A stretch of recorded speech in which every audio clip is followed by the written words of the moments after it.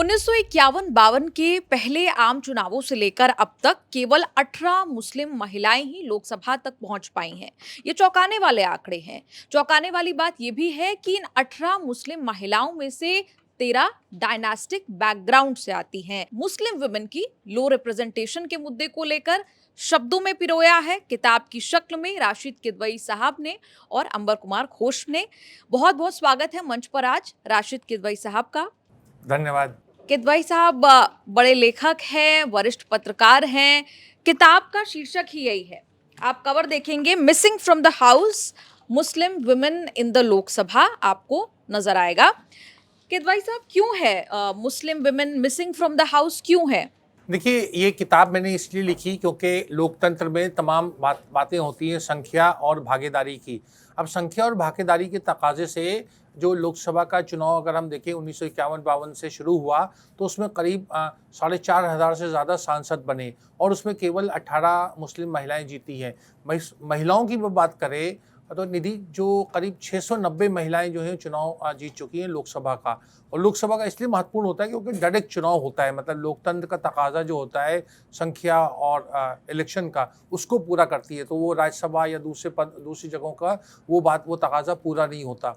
उसमें बहुत कम 7-7.5% मुस्लिम महिलाओं की जनसंख्या है और 140 करोड़ के देश में 7-7.5% बहुत ज़्यादा होता है और उसके हिसाब से उनकी बहुत ही कम बात है। लेकिन मैंने कोई ये शिकायत या तकलीफ़ के एहसास से ये पुस्तक नहीं लिखी है। इसके किताब का लिखने का ये था कि महिलाएं कौन हैं और इनका क्या कंट्रीब्यूशन है देश और समाज की, उन्होंने किस तरह की सेवा करी या उनका ये कौन लोग थे। क्योंकि और ये किताब का यही सबसे बड़ा चैलेंज रहा क्योंकि इनके बारे में बहुत कम इस तरीके का जो मटेरियल या रेफरेंस जो था वो मौजूद था। तो इसलिए ये मेरी एक तरीके से आधी अधूरी कोशिश है, लेकिन कोशिश ज़रूर है कि लोगों को, देखिए, एक तो निधि हम कह सकते हैं कि समाज जो है इसकी तरह इसकी चेतना का अभाव है या एक लोगों के साथ कोई भेदभाव हो रहा है। अब भेदभाव की बात मैं आगे करूँगा, लेकिन ये सबसे बड़ी बात है। मुझे लगता है कि लोगों को ये चीज़ें पता ही नहीं होती जो बहुत ही बुनियादी चीज़ें हैं। रशीद साहब, आपको लगता है कि अब इस देश में मुस्लिम अपीजमेंट जो एक फ्रेज था उसकी चर्चा अब कम होती है, इसलिए कि वोट बैंक जो मुसलमानों का था अब उसकी शायद उतनी अहमियत नहीं रही जब से बीजेपी ने 10 साल में देश की राजनीतिक तस्वीर बदली है? जी, रूपक, देखिए, आपने बड़ा एक महत्वपूर्ण बिंदु उठाया है। देखिए, मुस्लिम अपीज़मेंट या तुष्टीकरण तो असल में वो भी एक राजनीतिक जुमला है, एक नैरेटिव है। वो दरअसल अगर आप गंभीरता से देखें और निष्पक्ष भाव से देखें तो कभी हुआ नहीं। और उसका उदाहरण जो है वो जस्टिस सच्चर कमीशन की रिपोर्ट है। तो सच्चर कमेटी ने जो बताया है कि मुसलमानों का सामाजिक और आर्थिक रूप से वो कितने पिछड़े हुए हैं, उससे आपको साफ नज़र आ जाएगा। आप लोकसभा और विधानसभा के किसी भी राज्य के आप प्रतिनिधित्व देखें, आपको नज़र आ जाएगा। ये किताब उसकी एक पिक्चर है। अगर अपीज़मेंट होता तो 2-4 और महिलाएं सामने आ जाती। तो अपीज़मेंट नहीं है। लेकिन आपकी बात में उसकी बात का ही वो करते हैं कि जो राजनीतिक रूप से जो मुस्लिम अपीज़मेंट की बात कही जाती है उससे बहुत ज़्यादा नुकसान आज जो है वो मुस्लिम समाज को हो रहा है। क्योंकि हो ये रहा है कि जो भाजपा के ख़ास तौर से जो राजनीतिक रूप से पनपने, अगर हम 14 को एक बेंचमार्क लें तो 14 के बाद से तमाम जगह जो प्रतिनिधित्व कम होता जा रहा है। आज अखिलेश यादव हो, ममता बनर्जी हो, तेजस्वी यादव हो या MK स्टालिन हो, जितने भी लोग हों लेफ्ट राजनीतिक दलों में भी, वहाँ भी थोड़ा सा इसको लेकर के वो होता है कि मुसलमानों से कहते हैं। एक बार एक वीडियो भी आ गया था, कमलनाथ उनसे कह रहे थे अपने मुस्लिम समाज से वहाँ मध्य प्रदेश में कि भैया थोड़ा संयम रखो, आप सामने आप पीछे रहो, आप इसी में खुश हो कि देखो हमें जीतने तो दो, फिर आपका कल्याण करेंगे। तो एक तरह का जो सो कॉल्ड जो सेकुलर जो धर्मनिरपेक्ष ताकतें हैं वो भी मुस्लिम समाज को या मुस्लिम प्रतिनिधित्व को पीछे ढकेल रही है। ममता के आप देखिए, पिछली बार ममता ने कितने लोगों को टिकट दिया, तो 20-25 टिकट उन्होंने कम कर दिया टिकट देने के स्तर के ऊपर। तो ये एक चिंता का विषय है क्योंकि एक भाजपा टिकट दे न दे, क्योंकि देखिए राजनीतिक दलों में जीत एक पैमाना होता है और अगर जीत नहीं हासिल हो रही हो तो फिर वो क्यों वोट देंगे। मैं सबसे कहता हूँ और आज आपके मंच से मैं गंभीरता से ये बात कहूँगा, देखिए देश का आज तो हम कहते हैं सांप्रदायिकता है और इस तरीके का ध्रुवीकरण हो रहा है, तमाम चीज़ें, जब हम आज़ाद हुए थे और उस समय देश के स्वतंत्रता संग्राम के बहुत बड़े जो एक मैं कहूँगा एक तरीके के जननायक थे मौलाना अबुल कलाम आज़ाद, जिनको आज भी उस ज़माने का संघ या भारतीय जनसंघ या पूरा देश और समाज उनको बड़ी इज्जत से देखता था। वो कहाँ से चुनाव लड़े? वो रामपुर से चुनाव लड़े। वो जो इधर ये जो गुड़गांव की सीट है, मतलब इसमें जिसमें वो शामिल होता है अपना मेवात, जहाँ पे मुस्लिम प्रतिनिधित्व है, तो वहाँ से वो चुनाव जीते। वो एक ऐसे सामान्य चुनाव नहीं जीत पाए। तो अगर मौलाना आज़ाद जो थे सामान्य चुनाव नहीं जीत पाए, आप देखिए अगर आप मुस्लिम एमपीज़ की अगर आप एनालाइज़ करें, महिलाओं की बात नहीं कर रहा, पुरुषों की भी, तो वो हमेशा मतलब पिछड़े या शहरी क्षेत्रों से कम जीते हैं। मतलब बस मतलब जैसे आरिफ मोहम्मद खान जीते कानपुर से, वो मुझे याद एक आता है। इस तरह से मैं आपको बहुत ज़्यादा उदाहरण भी नहीं दे सकता। जाफ़र शरीफ जीतते थे, लेकिन वो भी मुस्लिम बाहुल की जो बेंगलोर की वो सीट थी। तो आज एक स्थिति ऐसी आ गई है कि मुस्लिम व्यक्ति हो, कोई भी हो, वो उसको अज़हरुद्दीन भी जो थे वो मतलब मुरादाबाद से चुनाव जीते। तो वो अज़हरुद्दीन मतलब उस समय एक नेशनल हीरो के थे। तो मेरा कहने का मतलब ये है कि आज ये एक सामाजिक समस्या है। इसको आप कहते हैं कि अपीसमेंट, ये एक नैरेटिव बना हुआ है। उस नैरेटिव में जो मुसलमान है वो हाशिए, और मुसलमानों की बात नहीं करूँगा, ये बात राजनीति में वही संख्या और भागीदारी की है। तो जो लोग संख्या और भागीदारी को इतना महत्व दे रहे हैं, चाहे वो राहुल गांधी हो, चाहे वो अखिलेश यादव हो, चाहे वो पूरा इंडिया अलायंस है, वो भी उसका पालन नहीं कर रहे हैं, क्योंकि उनको कहीं ना कहीं जो आप वोट बैंक की बात कर रहे थे उसका डर सता रहे कि मुसलमान आएगा तो चुनाव बदल जाएगा। आपने जिन नेताओं का ज़िक्र किया कि मतलब वो कमलनाथ या ममता बनर्जी वो मुसलमानों के साथ हैं, लेकिन कह रहे हैं कि अभी ज़रा पीछे हट जाओ, हम आपको देख लेंगे। तो क्या ये जो झिझक है, क्या ये राहुल गांधी के साथ भी लागू होती है? जी, वो हो सकता है कहें ना उसको एक्सेप्ट ना करें मन से सार्वजनिक रूप से, लेकिन मैं आपको ये बता रहा हूँ कि ये जो ये होता है ना, ये डॉक्ट्रिन ऑफ नेसेसिटी, मसलहत जिसे कहते हैं कि भाई अभी हालात ऐसे नहीं, ये किसी भी देश और उसके लिए वो समाज के लिए अच्छा नहीं होता है, वो शुभ संकेत नहीं होता। फिर पाकिस्तान में जब लोकतंत्र के ऊपर जो बड़े सारे चैलेंजेस आए, तो वहाँ का तो सुप्रीम कोर्ट ने एक डॉक्ट्रिन ऑफ नेसेसिटी बना के दिया था कि नहीं, ये मार्शल लॉ अभी जायज़ है, क्योंकि ये अभी हालात ऐसे नहीं है। वो एक गलत उदाहरण है, लेकिन मेरा कहना है कि ये जो मसलहत का कानून होता है कि डॉक्ट्रिन ऑफ नेसेसिटी कि अभी ऐसी स्थितियाँ नहीं, आपको कभी भी कोई आदमी आपको बी टीम से नहीं एक्सेप्ट करेगा। अगर महात्मा गांधी ने ये सोचा होता कि अभी हालात ऐसे नहीं है सामाजिक, देखिए उन्होंने कितने सारे, और फिर मैं महात्मा गांधी को केवल ग्लोरीफाई नहीं करूँगा, एक बात है कि उन्होंने मतलब बिल्कुल धर्रे के खिलाफ जाकर के जो बातें करी, जो उनका जितनी भी उन्होंने जो आंदोलन चलाए, वो आंदोलन अगर नहीं चलाए होते तो आज हम उस स्थिति में नहीं होते। आज आज़ादी हमें मिल गई होती, लेकिन क्या दलितों का वो स्थान होता जो महात्मा गांधी की वजह से देश को मिला? तो ये सामाजिक चेतना, इस पर कंप्रोमाइज़ नहीं करना चाहिए। मैं आपको अनेकों उदाहरण दे सकता हूँ। कांग्रेस ने एक संगठन बनाया था, उसका नाम था उसके सिपाही, नाम भूल रहा हूँ, वो उसका सुनील दत्त को उसका चेयरमैन बनाया था, और उसके बाद में वो फिर पूरा का पूरा मतलब इसका था सेकुलरिज्म के सिपाही, वो नाम, उसके बाद वो संगठन कहाँ है? तो कांग्रेस ने भी अपना, जो कांग्रेस का सेवा दल है, आप देखते हैं ज़मीन पे कहीं नहीं नज़र आता।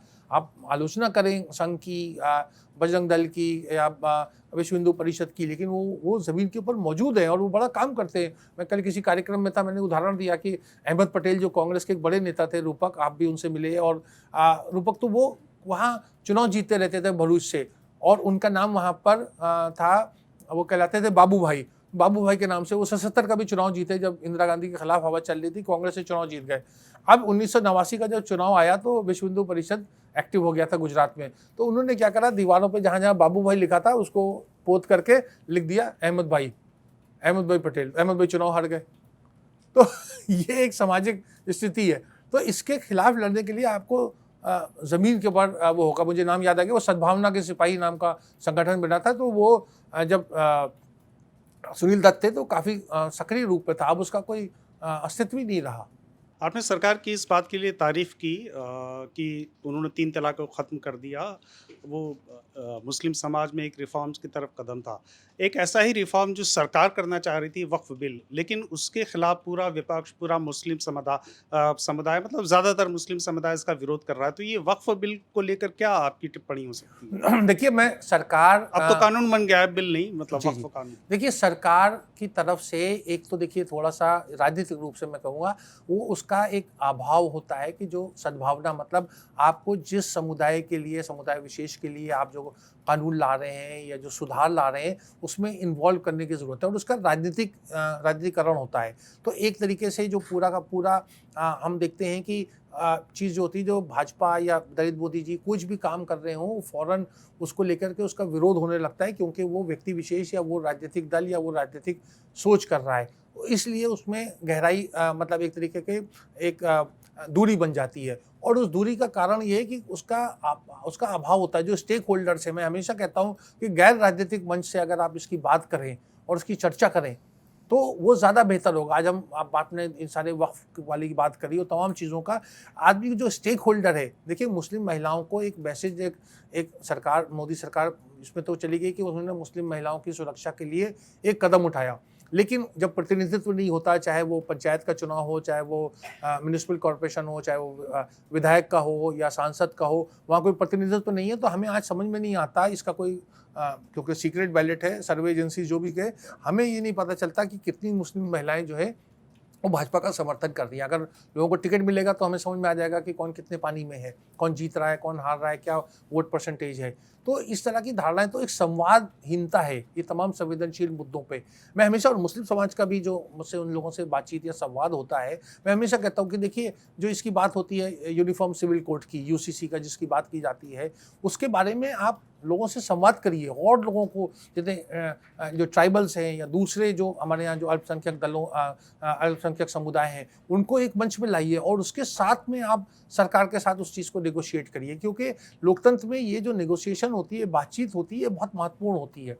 वक्फ बिल को लेकर के आपने सीएए, एनआरसी तमाम मामलों में देखा बहुत सारी भ्रांतियां होती है और भ्रांति को करके एक उग्र रूप लेते हैं, हिंसा का रूप लेते हैं या एजिटेशन कन्फ्रंटेशन होता है। ये एजिटेशन कन्फ्रंटेशन रूपक ये अधिकांश रूप में राजनीति से प्रेरित होता है और इसमें मैं फिर कहूँगा, चाहे वो अल्पसंख्यक हो या विपक्ष हो, उसको दोषी देना ठीक नहीं, क्योंकि सरकार को भी वो नैरेटिव मतलब राजनीतिक रूप से सूट करता है कि कोई इसका विरोध कर रहा है कि देखिए साहब, इनके लिए हम इनके भले के लिए कर रहे हैं, ये ऐसा कर रहे हैं। तो ये एक राजनीति के दांव पेच हैं, लेकिन समाज को मजबूत रहना होगा और अगर वक्फ बिल में बहुत सारी कमियां हैं, उसका एक अलग समय होगा, अब मैं आपसे संवाद करूंगा, उसमें बहुत सारी भ्रांतियां भी है, बहुत सारे अधूरे सच हैं, बहुत सारे शक और शुबा है, उसको लेकर के अगर सौहार्दपूर्ण वातावरण में बातचीत की जाती तब वो ज़्यादा बेहतर होता। राहुल गांधी जो कर रहे हैं, जिस तरह का मूड मिजाज है, जिस तरह का तेवर है, कोई कमेंट आपका?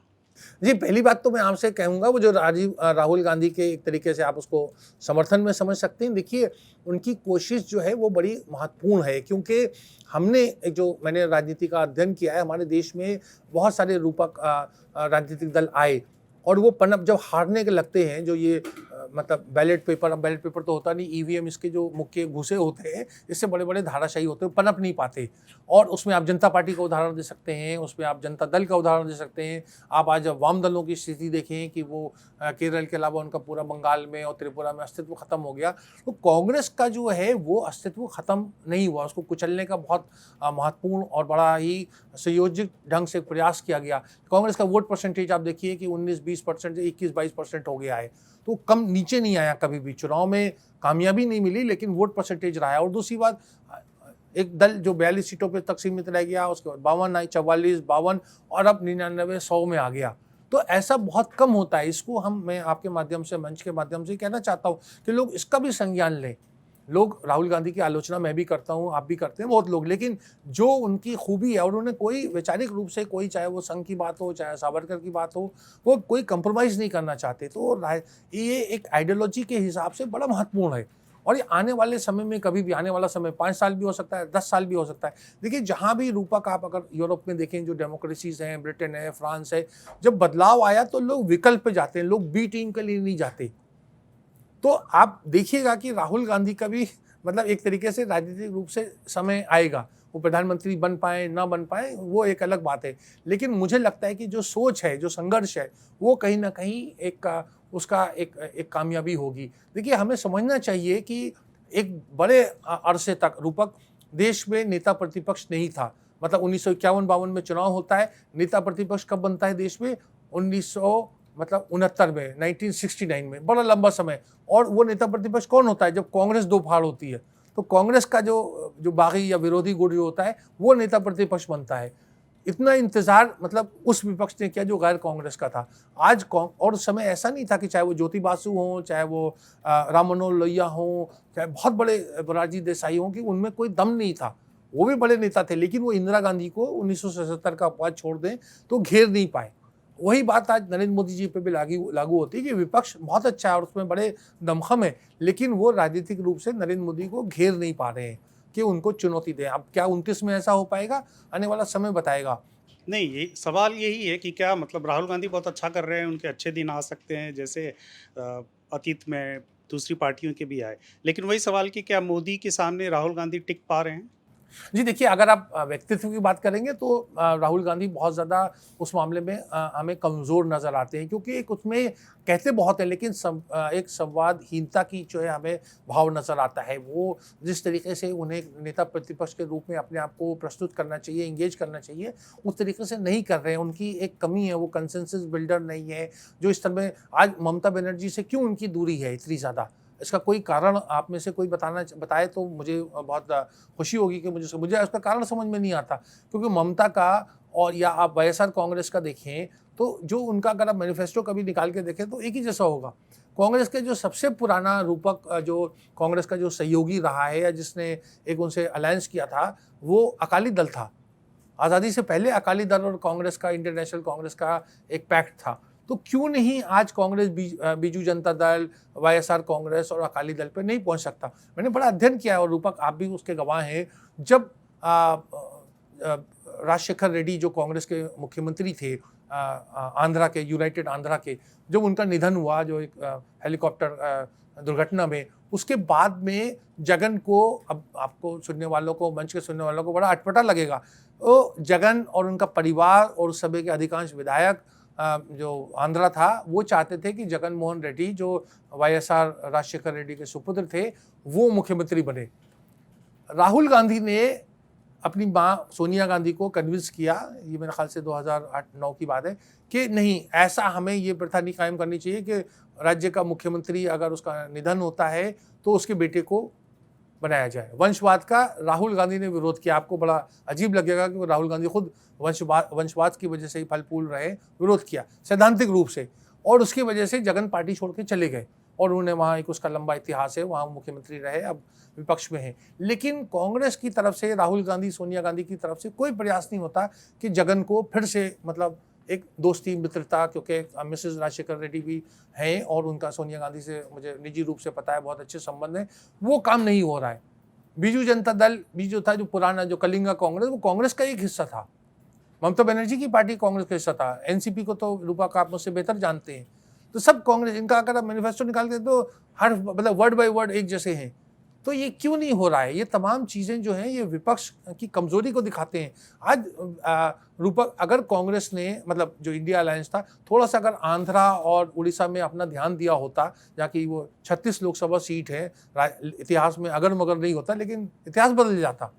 और आज भी 29 की तरफ हम देख रहे हैं तो उड़ीसा में कोई एक विकल्प नहीं है, और कांग्रेस और बीजू जनता दल बिल्कुल मतलब एक दूसरे से टकराव है। वही बात वाईएसआर कांग्रेस और कांग्रेस पार्टी की है आंध्रा में। तो जब तक आप एक तरीके की गोलबंदी या शतरंज में बिसात के ऊपर आप अपने मोहरे नहीं फिट करेंगे, कामयाब कैसे होंगे? जब आप लालू यादव के साथ हो सकते हैं, अखिलेश के साथ हो सकते हैं, डीएमके के साथ हो सकते हैं। डीएमके रूपक आपको याद है, गुजराल सरकार इसी बात पे गिरी, क्योंकि कांग्रेस का कहना था कि डीएमके जो है वो तो राजीव गांधी के कातिलों के साथ थी, तो उनके साथ तो हो गए, लेकिन वाईएसआर के साथ नहीं हो सकते, ममता के साथ नहीं हो सकते। ये बड़ी एक ईगो की लड़ाई है और ऐसी गुत्थी है जो मुझे राजनीतिक रूप से समझ नहीं आता कि क्यों जगन और राहुल गांधी का एक मिलाप क्यों नहीं हो सकता। लेकिन 2 बड़े प्रयोग तो 2 बड़े हिंदी राज्यों में उन्होंने किए ना, एक अखिलेश यादव के साथ अलायंस, दूसरा बिहार में आरजेडी लालू तेजस्वी के साथ अलायंस, और तीसरा शिवसेना जो कि शुरू से ही एंटी कांग्रेस पार्टी रही। तो 3 बड़े प्रयोग किए। ये प्रयोग आपको लगता है उत्तर प्रदेश में तो लोकसभा चुनाव में ये प्रयोग बहुत सफल रहा, बिहार में सफल नहीं रहा, और महाराष्ट्र में लोकसभा में सफल रहा, विधानसभा में नहीं रहा। तो ये प्रयोग जो हैं, ये कितने टिकाऊ हैं, और क्या कांग्रेस को जिस तरह से राहुल गांधी अपने बल पर खड़ा करना चाहते हैं, जो दिल से उनकी इच्छा है, ये मतलब सस्टेनेबल अलायंसेस हैं क्या? जी, ये आपने महत्वपूर्ण प्रश्न किया। देखिए, और ये तीनों मैं आपको बताता चलूँ, चाहे वो मुलायम सिंह या मतलब ये जो अभी अखिलेश की जो पार्टी है, समाजवादी पार्टी या आरजेडी या या जो इसके साथ में अलायंस हुआ जो यूबीपी। शिवसेना के साथ में, ये तमाम ये राहुल कांग्रेस ने नहीं किया। राहुल गांधी थे उस समय, लेकिन वो एक तरीके ड्राइवर सीट पर नहीं थे। तो हमें राहुल गांधी का ये जो मैंने आपसे शुरुआत में कहा कि अलायंस बिल्डर के रूप में हमें अभी तक उनका वो चेहरा नहीं नज़र आया है। आम आदमी पार्टी से देखिए तो उनके कितने मतलब खट्टे-मीठे, मतलब मीठे कम खट्टे ज़्यादा हैं, और तमाम राजनीतिक दल जो हैं वो असहज हैं। मतलब ममता बनर्जी भी उनको लेके बहुत असहज है। तो ये सोनिया गांधी ने तमाम डीएमके से, समाजवादी पार्टी से और ये तो शिवसेना से एक अलायंस पॉलिटिक्स की और कामयाब रही। तो राहुल गांधी का हमें इस मामले में हुनर देखना है, और वो जैसा मैं कह रहा हूँ बीजू जनता दल से या वाईएसआर कांग्रेस से कर सकते हैं। राहुल गांधी में एक राजनीतिक रूप से वो उस तरह की उनमें वो भूख और इच्छा शक्ति नहीं नज़र आती जो सत्ता को पाने के लिए होनी चाहिए। तो वो सत्ता को पाने के लिए सब कुछ करने को तैयार नहीं। उन्हें लगता है कि मतलब हमारा समय आएगा, और वहाँ रूपक में वो जो उनकी सलाहकार समिति है, वहाँ पर लोग जो है ना वो बड़े, या तो वो वाम दलों की सोच के हैं या ऐसी उनकी राजनीतिक सोच है जो एक एक्टिविस्ट की बात होती है। देखिए, सत्ता का जो एक समीकरण होते हैं वो बिल्कुल अलग होते हैं। तो वो जो आदमी अपने कंफर्ट जोन में रहता है, देखिए मैंने सब चीज़ों को उल्लेख किया इसलिए सरसरी तौर पे बताता चलूँ कि इंदिरा गांधी जब सत्ता से बाहर हुई 1977 में, उनके पास घर नहीं था। उनके पास उनका जो घर में खाना बनाने वाला व्यक्ति वो भी चला गया था, तो घर में खाना बनाने की समस्या थी, मतलब बहुत सारी समस्याएं थी। हमने जो 2014 से देखा है कि कभी भी शीर्ष नेतृत्व को, या कोई भी आप उसमें चाहे सचिन पायलट ले लें, अशोक गहलोत ले लें, या कोई भी जो कांग्रेस का नेता ले लें, वो उसको कोई संघर्ष नहीं करना पड़ा है। वो लोग बहुत ही आराम से रह रहे हैं, सबके पास अच्छे घर हैं, अच्छे मकान हैं। कार्यकर्ता है, जो कार्यकर्ता जो 2014 में मतलब जो 60-50 साल का था, वो 65 साल का हो जाएगा, मतलब एक तरीके का रिटायरमेंट मोड में आ जाएगा 29 में। तो ये उनकी एक बहुत बड़ी चैलेंज है। बहुत सारे राज्यों में, मध्य प्रदेश में या बहुत जगह से बड़ा एक 15 महीने का बीच में आया, नहीं तो आप देख लें तो जो 2003-4 से जो है मतलब राजनीतिक रूप से सत्ता के हिसाब से सन्नाटा चल रहा है। तो ये चीज़ राहुल गांधी में वो जो अर्जेंसी है या जो भूख है, उसका अभाव नज़र आता है। मैं थोड़ी आपसे भविष्यवाणी पूछूंगा। 4 राज्य जो मतलब इस साल से लेके अगले साल तक जो चुनाव होने वाले हैं, बिहार, पश्चिम बंगाल, तमिलनाडु। क्या लग रहा है आपको, कुछ माहौल बनता है? ये सारे जो हैं नॉन बीजेपी स्टेट्स हैं। तमिलनाडु में बीजेपी काफ़ी निचले स्टेज पे है, बंगाल में काफ़ी उसने अपने आप को एस्टेब्लिश कर लिया है, और बिहार की भी स्थिति ऐसी ही लग रही है। तो आपका कोई अनुमान, पूर्वानुमान, भविष्यवाणी? नहीं, भविष्यवाणी करना मेरे ख़्याल से बहुत ज़्यादा खतरनाक काम है और उससे बचना चाहिए। लेकिन ये आपका प्रश्न बहुत महत्वपूर्ण है, और मैं मंच के जो हमारे जो लोग देख रहे हैं, सुन रहे हैं, उनको मैं ये बात कहना चाहूँगा कि देखिए, इसी में एक पूरा, मुझे लगता है पूरा संपूर्ण विपक्ष का एक बहुत बड़ा चुनौती है। आप वोट चोरी के इल्ज़ाम लगाएँ, जो भी करें। देखिए, राजनीति में जब भी कोई इल्ज़ाम लगाते हैं, मैंने बोफोर्स भी कवर किया और उससे पहले तमाम वो चीज़ें, कुछ ना कुछ जनता में एक मतलब भ्रम की स्थिति होनी चाहिए ताकि आपको उसका फ़ायदा मिले। जैसे राहुल गांधी ने पिछली बार जो 2024 में संविधान की बात हुई थी, संविधान खतरे में, उसका एक पॉलिटिकल फ़ायदा राहुल गांधी को हुआ। उतना पर्याप्त नहीं हुआ, लेकिन उससे कम से कम उनका ग्राफ बढ़ा राजनीतिक रूप से। जैसे मैं बता रहा हूँ, 52 से वो एकदम 99 की सीटों पर आ गए। तो वो इम्पैक्ट हमें देखना है कि बिहार में कैसा होगा। और बिहार में जो इस तरीके का जो जो वहाँ के ऊपर एक मुस्लिम यादव एक कॉम्बिनेशन है, जो आरजेडी का मजबूत हिस्सा है, उससे आगे जाकर के क्या कांग्रेस का वहाँ पर शामिल होना, जो हम कहते हैं स्वर्ण जातियों के वोट हैं या अति पिछड़ों की बातें हैं। राहुल गांधी ने एक अच्छा वहाँ प्रदेश अध्यक्ष भी बनाया, मतलब एक प्रयोग किया है। वो प्रयोग देखिए राजनीति में कामयाब वाला होता है। 49 वोट किसी को मिले और 51, तो 51 वाला जीता, 49 वोट का कोई महत्व नहीं होता। तो राहुल गांधी को ये जीत के साबित करना, और मुझे थोड़ा सा एक मुझे लग रहा है कि बिहार में हो सकता है कि कांग्रेस को एक मतलब जो आत्मविश्वास बहुत ज़्यादा होता है, क्योंकि कांग्रेस आप देखिए वहाँ उसका दूसरा तीसरा स्थान है राजनीतिक रूप से। तो वो अपने आप को एक नंबर 1 के रूप में प्रस्तुत करता है। तो कहीं सीटें ज़्यादा ना मांग लें, कहीं जो पूरा एक हरियाणा में भी हमने देखा, महाराष्ट्र में भी देखा कि कांग्रेस या कांग्रेस का जो एक विपक्ष जो है वो बहुत ज़्यादा दावे बहुत करता है लेकिन जीत नहीं पाता और अपनों से बहुत खतरा रहता है। केरल का चुनाव हो रहा है, फिर वहाँ के ऊपर एक शशि थरूर की भूमिका है, पूरा हम उस पे लंबी चर्चा कर सकते हैं, लेकिन उनको प्रोजेक्ट नहीं किया जा रहा और किसी को प्रोजेक्ट नहीं किया जा रहा। जो आदमी जीत सकता है, जिसका सर्वे आ रहा है, जिसका एक देश में एक मध्यम वर्ग उसकी तरफ है, लेकिन उसको काटा जा रहा है। क्यों? ऐसे व्यक्ति के जो आपके इर्द-गिर्द कोई ऐसा फ़ोटो मुझे नहीं नज़र आता सार्वजनिक जीवन में कि जहाँ राहुल गांधी मौजूद हों और उनके 2-4 मतलब फीट के घेरे में केसी वेणुगोपाल ना हो, जो कांग्रेस के संगठन महामंत्री हैं। आप रूपक, आपने बहुत कांग्रेस की पार्टी कवर की और आपने बहुत सारे संगठन महामंत्री देखे। कभी आपने किसी को देखा था कि वो इस तरीके से एक तरह का राहुल गांधी के शैडो बन के चले? और वो केरल में उनका 5% भी उनकी मांग या डिमांड नहीं है। तो मुख्यमंत्री का पद जो है बड़ा महत्वपूर्ण होता है और वो विधायक तय करते हैं, लेकिन क्या केसी वेणुगोपाल की वजह से कांग्रेस वहाँ कुर्बानी देगा?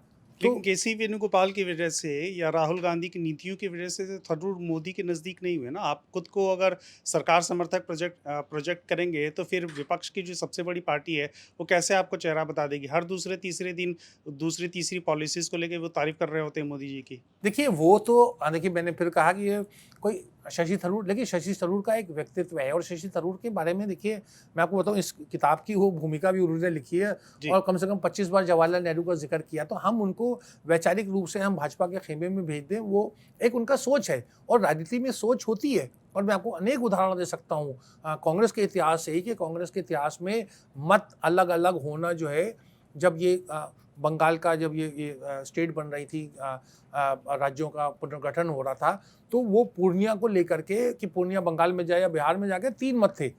एक कांग्रेस पार्टी का मत था, एक बंगाल सीएलपी का मत था और एक बंगाल की पीसीसी का मत था। तीनों मत और तीनों मतों का समावेश करके एक वो लिया। तो एक से ज़्यादा मत होना कांग्रेस जैसी राजनीतिक दल में कोई बुरी बात नहीं है। ये एक कांग्रेस ने एक बता दिया कि शशि थरूर को, और वही मैं बता रहा हूँ केसी वेणुगोपाल सिंड्रोम, कि उनको एक तरीके का एक कटघरे में खड़ा करना। मैं शशि थरूर का पक्षधर नहीं हूँ, लेकिन मेरा कहना ये है कि कांग्रेस में एक उसका लंबा और मैं कहूँगा बड़ा स्वर्णिम इतिहास है कि एक से ज़्यादा मत जवाहरलाल नेहरू का एक मत था, पुरुषोत्तम दास टंडन का एक मत था और ऐसे बहुत सारे, गांधी जी का मत था, सुभाष बोस का मत था और स्वतंत्रता के संग्राम के बाद भी आज़ाद भारत में भी बहुत सारा इस तरह का मत रहा। मैंने एक किताब में लिखा है कि एक बार उन्होंने जो था सुभद्रा जोशी जो थी, जो दिल्ली की एक बड़ी लीडर थी, उन्होंने चिट्ठी लिखी इंदिरा गांधी को और बड़ा अपशब्द का इस्तेमाल किया। उन्होंने कहा कि संजय गांधी के साथ उस ज़माने जो रुखसाना सुल्ताना के बारे में उन्होंने कहा कि इस मतलब एक वर्ड यूज़ किया था जिसको मुझे एक थोड़ा हिचकिचाहट से प्रयोग कर रहा हूँ कि ये तवाइफ जैसी औरत के साथ भी ये संजय गांधी आपका बेटा घूमता है, ये मुझे मंजूर नहीं है। इंदिरा गांधी ने क्या किया? सुभद्रा जोशी को टिकट दिया। तो ये कांग्रेस का इतिहास है। तो यहाँ राहुल गांधी को क्या ये पता नहीं है कि उनके इंदिरा गांधी और जवाहरलाल नेहरू का क्या व्यक्तित्व था? कभी कभी मुझे लगता है कि राहुल गांधी अपने आप को खुद राहुल गांधी नहीं समझ पाते हैं, मतलब कि वो राहुल गांधी है। तो उसका उस गंभीरता का, उस विश्वसनीयता का उन्हें एक परिचय देना चाहिए, तो एक्सपेरिमेंट करना चाहिए। बात आपकी देखिए, असम का चुनाव है, तमाम जगह के ऊपर क्यों गौरव गोगोई को एक मुख्यमंत्री का चेहरा करके क्यों प्रस्तुत नहीं कर रहे हैं? अगर उनसे गलती और कोताही हुई थी कि उन्होंने ज्योतिरादित्य को मध्य प्रदेश में नहीं प्रोजेक्ट किया या सचिन पायलट को राजस्थान में नहीं प्रस्तुत किया, युवा चेहराओं को जो जीत सकते थे और जो आज एक तरह के राजनीतिक रूप से असेट हैं, तो वो का भूल सुधार वो क्यों नहीं कर रहे हैं? असम में खोने को कुछ नहीं है। हेमंता को अगर आप भी जानते हैं और तमाम लोग जानते हैं जो मंच के दर्शक हैं, सुन रहे हैं, कि गौरव गोगोई एक बहुत बड़ा वहाँ के ऊपर चेहरा है और वो ऊपर नीचे जो असम की जो डेमोग्राफी है, तमाम जगह के ऊपर उनका प्रभाव है। लेकिन उस तरह के या शशि को या किसी और को भी मुख्यमंत्री का पद का दावेदार बनाए केरल में, उससे उनको फ़ायदा होगा। लेकिन ये तमाम प्रयोग नहीं करते और उसके बाद आकर के फिर कहते हैं कि साहब हमारे साथ ये हो गया। ये चुनाव आयोग का मैं पक्षधर नहीं हूँ, चुनाव आयोग में बहुत सारी कमियां हैं। मैंने तो यहाँ तक कहा था कि एक वो Shakoor Rana movement in Indian politics, Shakoor Rana एक बड़े बदनाम पाकिस्तान के अंपायर थे, जिनके बारे में एक बार ट्रिब्यून ने हेडलाइन दी थी कि मियादाद गिवन LBW इन पाकिस्तान। तो आप समझ सकते हैं कितने बायस थे। तो ये तमाम चीज़ें हैं, लेकिन एक रूपक हमारे देश की राजनीति में एक मुद्दे पे आप चुनाव नहीं जीत सकते। आपको अपने आप को डाइवर्सिफाई करना चाहिए और दूसरों की कमजोरियां नहीं, अपने स्ट्रेंथ के ऊपर खेलना होता है। लेकिन राहुल गांधी का विरोध या समर्थन मैं भी नहीं करता हूं, लेकिन मेरा एक सवाल है कि राहुल गांधी भी क्या करे। एक आदमी DK शिव कुमार, जिसको आपने कर्नाटक जैसे राज्य का प्रदेश अध्यक्ष बना रखा है और हो सकता है कल के दिन वो लंबे समय से CM के दावेदार हैं और वो RSS का एंथम गीत नमस्ते सदावत्सलम जो है विधानसभा में खड़े होकर गा देते हैं। तो राहुल राहुल गांधी क्या करें? राहुल गांधी क्या करें ये राहुल गांधी जाने, लेकिन जो आपने प्रश्न किया मुझे एकदम से एक ध्यान आ गया कि एक पंजाब के एक बड़े मशहूर मुख्यमंत्री थे कांग्रेस के, प्रताप सिंह कैरों, मुंहफट भी थे और जवाहरलाल जी के बड़े प्रिय भी थे, और जवाहरलाल जी को वो आईना भी दिखाने का काम करते थे। तो एक बार प्रताप सिंह कैरों और जवाहरलाल नेहरू गाड़ी में जा रहे थे, तो वो रास्ते में जो था कोई वो आ गया, जानवर आ गया, कुत्ता आ गया और दुर्घटना हो गई। तो जो थे जवाहरलाल नेहरू काफ़ी आहत हुए और वो ड्राइवर को दोष देने लगे। तो प्रताप सिंह कैरों ने, उन्होंने उनका नाम लेके कहते थे, कहने लगे जवाहर ये बताओ कि कुत्ता क्यों मरा? तो उन्होंने कहा कि साहब ये ड्राइवर का दोष था, स्पीड थी, ये था। वो जवाहरलाल नेहरू कहने लगे। प्रताप सिंह कैरों का जवाब रूपक बड़ा महत्वपूर्ण था। उन्होंने कहा कि देखो कुत्ता इसलिए मरा क्योंकि वो ये फैसला नहीं कर पाया कि वो सड़क के बीच में था कि दाएं को जा सके या बाएं को। तो राजनीतिक विवेक इसी चीज़ का होता है। क्या डीके शिव कुमार कर्नाटक में या कांग्रेस में राष्ट्रीय स्तर के ऊपर एक एसेट हैं, वो कामयाब होंगे, कांग्रेस को मजबूत कर सकते हैं, या जो सिद्धारामैया जी हैं वो उनका नेतृत्व भी अच्छा है? ये मामला ये मंच के स्टूडियो के मंच पे रशीद किदवाई या रूपा या निधि या नीरज नहीं कर सकते। ये तो लीडरशिप का एक ही है।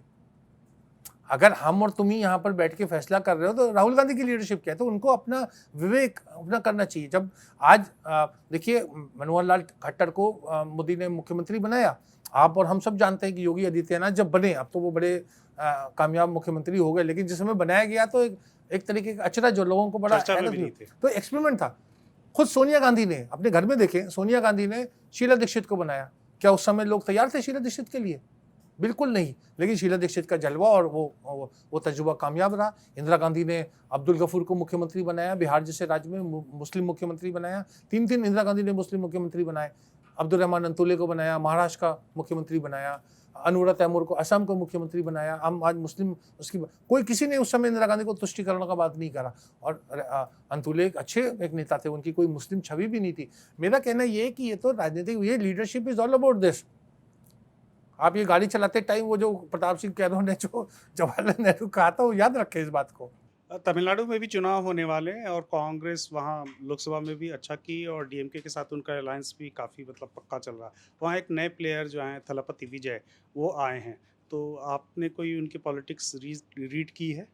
जी देखिए, मुझे लगता है कि तमिलनाडु में काफ़ी चुनौती वाला चुनाव होगा। अब राहुल गांधी और कांग्रेस के पास में कोई विकल्प नहीं है। विकल्प तो उनको डीएमके के साथ मतलब जीना मरना उन्हीं के साथ है, और तो इसलिए उसके पास कोई नहीं। लेकिन वहाँ की राजनीतिक स्थिति बड़ी दिलचस्प है और मुझे लगता है कि तमाम लोग कह रहे, मुझे लगता है बंगाल का चुनाव और तमिलनाडु का चुनाव बड़ा उस मामले में महत्वपूर्ण है कि एक व्यक्ति के इर्द गिर्द पूरा चुनाव है। मतलब ममता बनर्जी ही जो है तृणमूल को जिता सकती है, और उनका ही एक व्यक्तित्व ऐसा है जिस तरीके का वो, अभी चुनाव तो बिहार में हो रहा है लेकिन ममता बनर्जी की तैयारी बहुत ज़ोर शोर से हो रही है।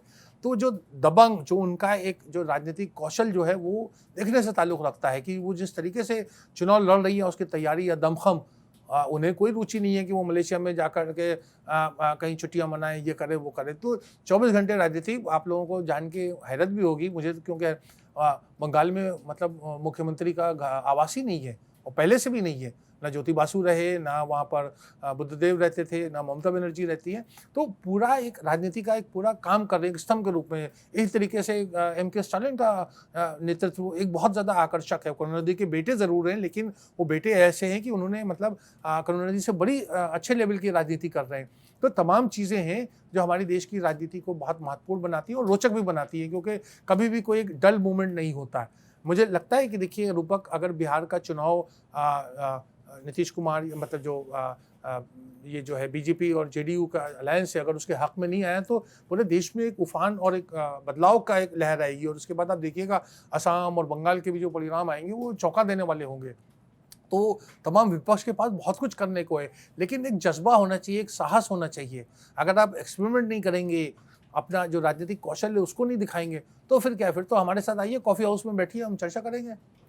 और प्रशांत किशोर, प्रशांत ने भी देखिए कांग्रेस के विपक्ष हैं या बीजेपी के विपक्ष हैं? मुझे लगता है देखिए प्रशांत जी के आकलन में लोगों को ज़्यादातर उनके बारे में थोड़ा सा ज़्यादा टिप्पणी कर देते हैं, थोड़ा सा हार्श हो जाते हैं। मुझे लगता है हमें एक देखिए एक बुनियादी बात तो रूपक है कि एक उन्होंने एक जमी जमाई चीज़ को, जो एक बड़े अच्छे पॉलिटिकल स्ट्रेटेजिस्ट कंसल्टेंट, और पूरा उनका एक समय तो 6-7 राज्यों में उनका जलवा था, और तमाम, और मैं उसका प्रत्यक्ष गवाह भी हूँ कि जिस तरीके का काम वो कर रहे थे, और लोग उनको राज्यसभा, हर राजनीतिक दल उनको राज्यसभा देना चाह रही थी, वो सबको छोड़ के उन्होंने एक मुश्किल रास्ता चुना हो, कठिन है बहुत ज़्यादा, और उनके बारे में लोग यही सब कहा करते हैं कि वो भाजपा का ये कर रहे हैं, वो कर रहे हैं। मुझे ऐसा लगता है कि ऐसा नहीं है। हो सकता है हर आदमी हाड़ मास का पुतला हो, उसके बारे में हम उसकी आलोचना कर सकते हैं, लेकिन वो एक अच्छा प्रयास कर रहे हैं। वो उनको कितना इम्पैक्ट होगा, 5 सीटें आएंगी, संख्या बढ़ेगी, वोट परसेंटेज बढ़ेगा। वोट परसेंटेज के बारे में मैं साफगोई से कहूँगा कि वो एक लूजर्स आर्गूमेंट होता है। जैसे मैंने कहा ना 49 और 51,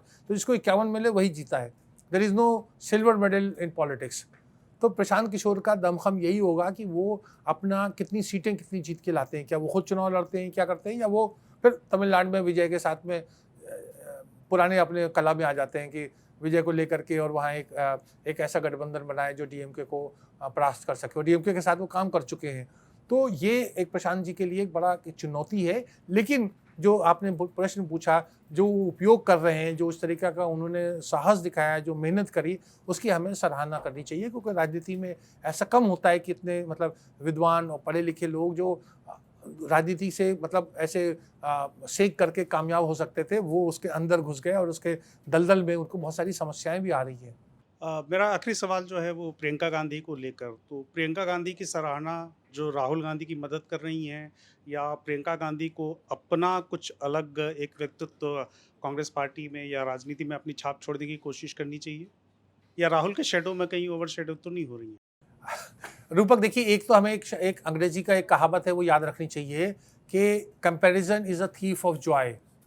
तो हम जब कंपेयर करते हैं तो उसमें बहुत सारा हम एक तरीके से उस शख्सियत से या जिससे हम तुलना कर रहे हैं उसकी हम एक तरीके से उसके साथ अन्याय करते हैं।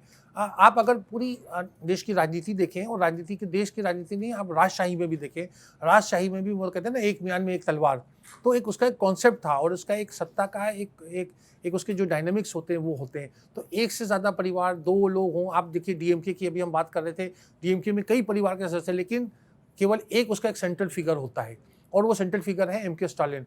आप अगर अकाली दल देखें, उसमें भी कई सदस्य हैं, लेकिन एक जो है सुखबीर बादल। आप अगर अखिलेश जी का परिवार देखें, वो समाजवादी पार्टी में कई उसमें सदस्य हैं, वो महत्वपूर्ण सदस्य हैं, और उसमें लेकिन सरदार कौन है, वो अखिलेश, तो एक सेंट्रल इसमें फिगर। तो एग्जांपल जगन मोहन रेड्डी और वाई शर्मिला जी भी जी, हैं, और केटीआर और जी, कविता तो भी। हमेशा एक सेंट्रल फिगर होता है। ये एक सत्ता का एक नियम कायदा है। तो जैसे हम कहते हैं ना, lesser star among shining moon, एक shining star among lesser moons.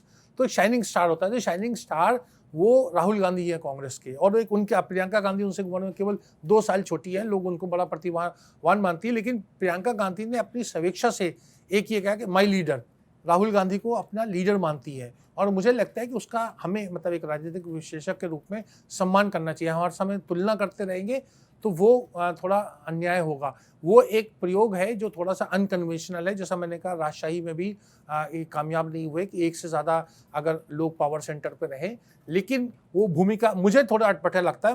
अगर मेरा निजी मैं पूछूं तो मैं चाहता कि राहुल गांधी वानियाड से ही रहते और प्रियंका गांधी रायबरेली से चुनाव लड़ती। वो राजनीतिक रूप से बेहतर होता है, क्योंकि हिंदी और जब तमाम भाषाओं का अंग्रेजी की बात है, और प्रियंका में ही एक अच्छी एक वोट कैचर। आपने देखा होगा रूपक, जो विधानसभा का उत्तर प्रदेश का चुनाव हुआ था, मुझे याद है 202 सभाएं प्रियंका गांधी ने की थी, और किसी भी सभा में 5-10 हज़ार, मतलब चुनाव के समय 5-10 हज़ार भी माने रखते हैं, 5-10 हज़ार से कम लोग उनको सुनने नहीं आए।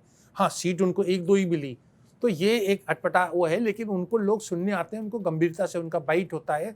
मोदी जी के भी आप कई कमेंट प्रियंका गांधी के बारे में निकाल सकते हैं, लेकिन तो वो एक उनका एक व्यक्तित्व है जिसका कांग्रेस को सदुपयोग करना चाहिए। बड़ी अजीब सी बात मुझे लगती है, और लोग मुझे कहते हैं मैं कांग्रेस का जानकार हूँ।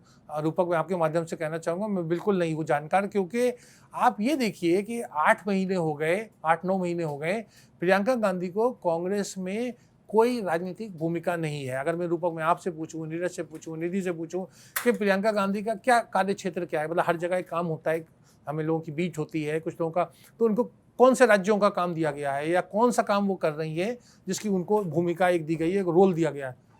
Answer is no.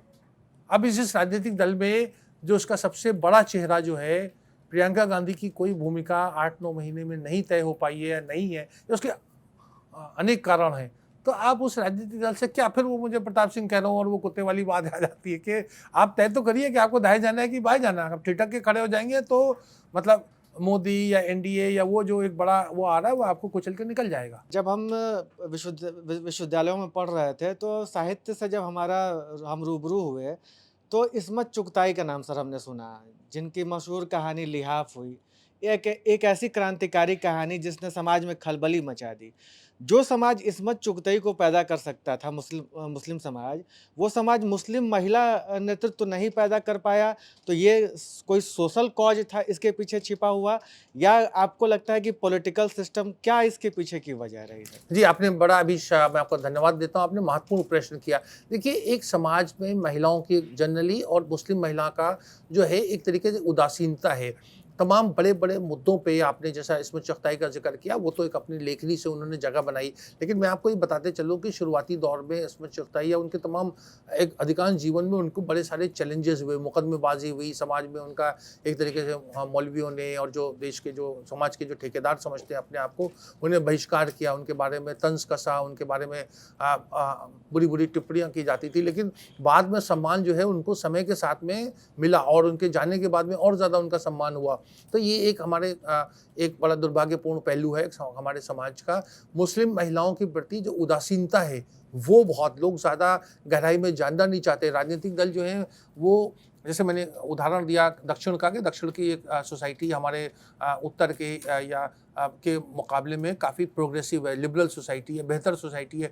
लेकिन राजनीति में उसमें कोई बहुत ज़्यादा मेहनत नहीं। तो अगर डीएमके है, डीएमके कांग्रेस को सीट दे देगी, लेकिन वो इस बात का नहीं करेगा कि आप इसमें प्रतिनिधित्व कैसा है। या केरल में भी जहाँ आईयूएमएल का कांग्रेस के साथ जो यूडीएफ में गठबंधन है, कांग्रेस कभी इस बात पे जोर नहीं देगी। तो जो मतलब मैं ये बताने की कोशिश कर रहा हूँ कि जहाँ पे मुस्लिम महिलाओं जहाँ पे महिलाओं का प्रतिनिधित्व होता है, जैसे सोनिया गांधी कांग्रेस की अध्यक्षा रही एक लंबे समय तक, लेकिन उन्होंने कभी इसके ऊपर जेंडर पैरिटी या जेंडर सेंसिटिविटी पे राजनीति में जोर नहीं दिया। हम सब जानते हैं साथियों कि शाहबानो केस का एक बड़ा मामला था, जो राजीव गांधी जो समय उनके पास प्रचंड बहुमत था, लेकिन आपको जान के हैरत होगी कि राजीव गांधी ने उसमें उस समय एमजे अकबर से और ज़ियाउर रहमान अंसारी और आरिफ मोहम्मद खान, मतलब पुरुषों को तो खूब कंसल्ट किया और उनकी आपस में मतलब एक दंगल भी हुआ, अखाड़ा भी बना राजनीतिक रूप से, जिससे राजीव गांधी को नुकसान भी हुआ।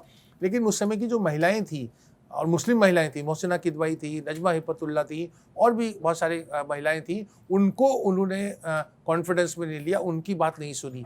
तो ये मतलब मुस्लिम महिलाओं की तकदीर का फैसला जो है वो जो है पुरुष करते हैं। और यही मुझे ट्रिपल तलाक के मामले में पूरा नैरेटिव, चाहे उसके पक्ष में हो या विपक्ष में हो, all India Muslim personal law board हो, उन्होंने कभी मुस्लिम महिलाओं की बात नहीं सुनी। तो ये एक देश का बहुत बड़ा समूह है। मतलब अगर मैं आपसे फिर कहूँगा कि 140-150 करोड़ के देश में 7.5% आप निकालें संख्या के एतबार से, तो कई देशों से बड़ा एक संख्या होगी। लेकिन उसके बावजूद उनको उस तरह की भागीदारी नहीं मिलती। और लोकतंत्र में तमाम बातें, राहुल गांधी देखिए अभी बात करते हैं कि जिसकी जितनी संख्या भारी उतनी उसकी भागीदारी, जो पुराना राम मनोहर लोहिया का स्लोगन है, स्लोगन ही है, चाहे वो राम मनोहर लोहिया हो चाहे वो आज के राहुल गांधी हो, भागीदारी नहीं मिलती है। उत्तर प्रदेश की अगर हम बात करें तो चलिए महिला मुस्लिम लीडरशिप को भी छोड़ते हैं। पुरुष जो मुस्लिम लीडरशिप है, आजम खान वर्षों से जेल में है। इकरा हसन राजनीति में इसलिए आई क्योंकि उनके भाई को जेल जाना पड़ा। कानपुर के सपा के एक विधायक इरफान सोलंकी, वो जेल में गए, उनकी पत्नी को राजनीति में आना पड़ा। तो जब मुस्लिम नेतृत्व पर, ठीक है, उनको सजा तो तब होगी तब हम बात करेंगे, अंटिल गिल्टी जब तक वो साबित नहीं हो जाते हैं तब तक तो वो एक मुस्लिम लीडरशिप है। जब मुस्लिम मेल लीडरशिप पर इस तरह के अटैक हो रहे हों आज के राजनीतिक हालात में, कि उनको वर्षों तक जेल में रखा जाता हो, तो वैसे में उनके महिला नेतृत्व निकलने का सवाल तो सर पीछे नहीं छूट जाता है। नहीं, देखिए संघर्ष के समय तमाम ऐसी चीज़ें होती हैं और आते हैं। आपने बड़े अच्छे उदाहरण दिए अमीशो, मैं उसके लिए आपको बधाई भी दूंगा। देखिए देश का जब संविधान बना और संविधान में जो हमने जो 3 कार्यपालिका, न्यायपालिका और जो लेजिस्लेटर का होता है, वो उसका एक बैलेंस ऑफ पावर रखा। कभी संविधान के निर्माताओं ने ये कल्पना नहीं की होगी कि तीनों जो अलग अलग इदारे हैं, 3 जो विंग हैं, 3 जो स्तंभ हैं, वो इकट्ठा हो जाएंगे या एक तरफ उनमें एक तरीके का एक पॉलिटिकल घोषित अघोषित जैसा भी आप कहें वो समझौता हो जाएगा।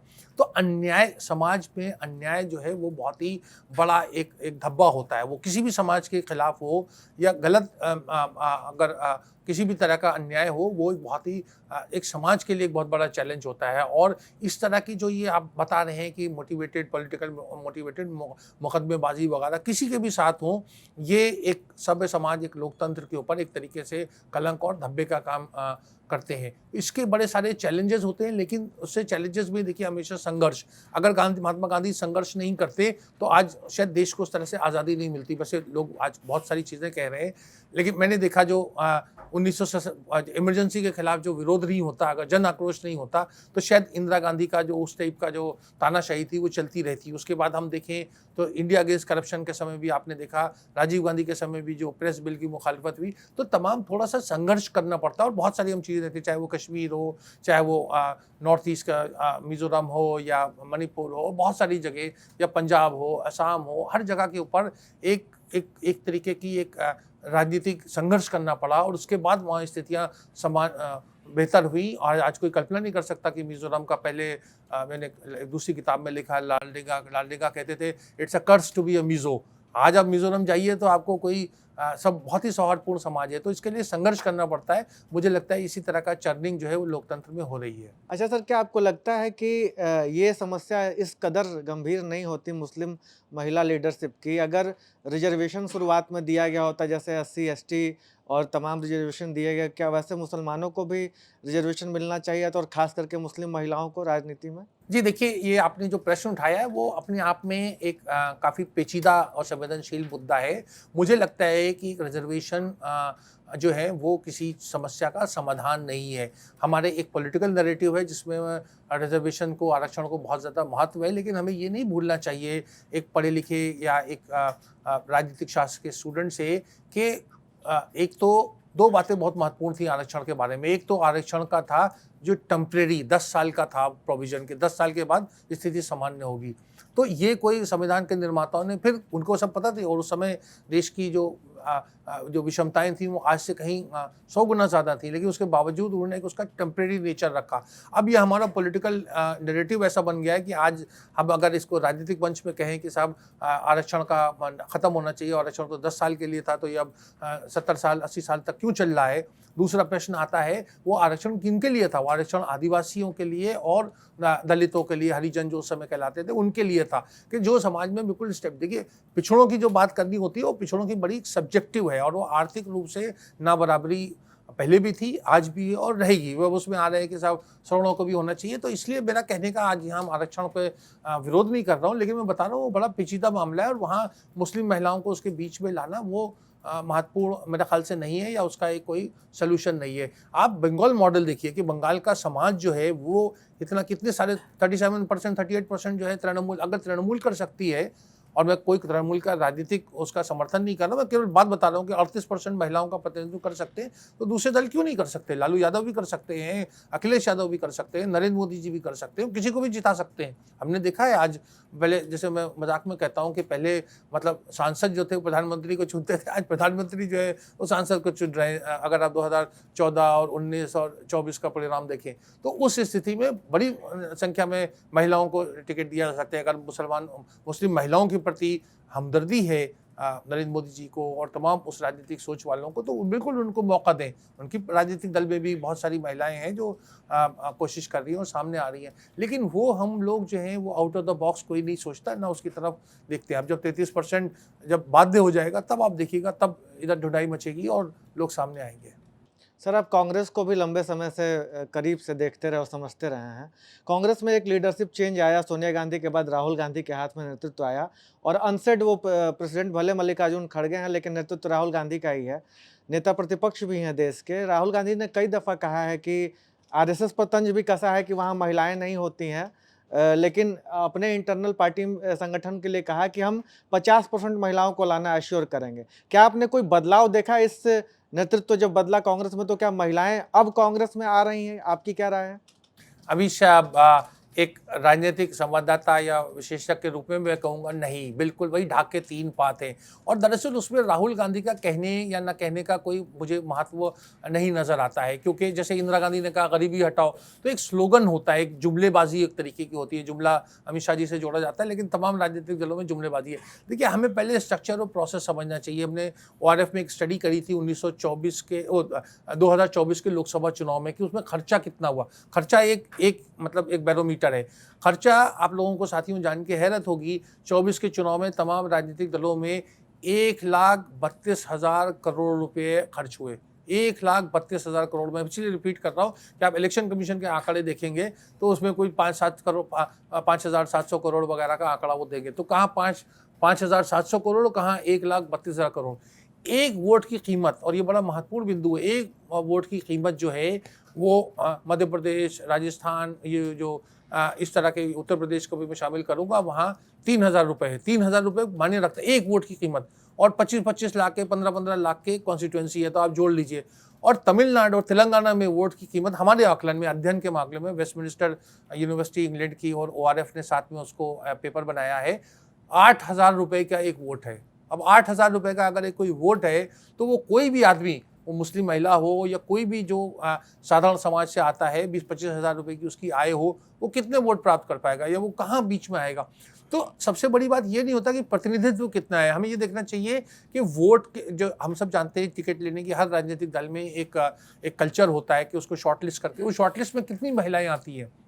आप कांग्रेस की बात कर रहे हैं, जो राज्यों में चुनाव होता है, अभी बिहार का चुनाव हो रहा है, आप पता कर लें, सार्वजनिक मंच से मैं कह रहा हूँ कि 20 महिलाओं की भी उस तरीके के सीरियस मतलब कैंडिडेट्स की कि 20 मुस्लिम महिलाएं विधानसभा का चुनाव लड़ेंगी, ये आरजेडी जो महागठबंधन है उसमें नहीं होंगी, संख्या नहीं है। अब जब 20 संख्या नहीं है तो वो सिंबॉलिक 2, 4, 5 लोगों को टिकट मिल जाएगा। तो ये एक बहुत बड़ी बात है, जो बेंच स्ट्रेंथ होती है। जैसे हम क्रिकेट में हम आज देखते हैं कि हमारे 11 खिलाड़ी तो खेलते हैं, लेकिन वो 25 इंतजार कर रहे हैं और बड़ी कशमकश होती है एक जगह स्थान प्राप्त करने के लिए। तो वो राजनीति में वो हमें कशमकश नहीं नजर आती, क्योंकि उसका बहुत बड़ा कसूरवार जो है वो ये पैसा है, जो काला धन है, और एक बहुत बड़ा अभिशाप है। वो काला धन से ही सादा वंशवाद जुड़ा हुआ होता है, क्योंकि उस सारे पैसे को मैनेज कैसे किया जाए। मैं तो आपको साफ बात बता रहा हूँ, वंशवाद और काले धन में बड़ा चोली दामन का साथ है। आपको अटपटा लगेगा, लेकिन इतना सारा पैसा मैनेज कहाँ से करें, लाखों करोड़ों रुपए, और जो उसका हिसाब किताब होता है। मैंने एक ऐसी अभी स्टडी देख रहा था कि राजस्थान में जो है वो विधानसभा में ठेकेदारों के प्रश्न पूछे जा रहे हैं, जनता के सरोकार नहीं है। क्योंकि जीत के क्यों है, क्योंकि ठेकेदारों ने पैसे दिए होंगे, तो ठेकेदारों के प्रश्न जो है पूछे जा रहे हैं असेंबली में, एक दूसरे को काटने के लिए भी। सर, संसद में तो पैसे लेके सवाल पूछे जाने का रिवाज पुराना है। तो खैर, एक आखिरी सवाल है सर मेरा कि भारत की आज़ादी से पहले अलीगढ़ मुस्लिम यूनिवर्सिटी बन गई, जामिया बना, मतलब माइनॉरिटी सेंट्रिक इंस्टीट्यूशन की बात कर रहा हूँ कि ये रहे और बड़े पावरफुल केंद्र रहे शिक्षा के ये।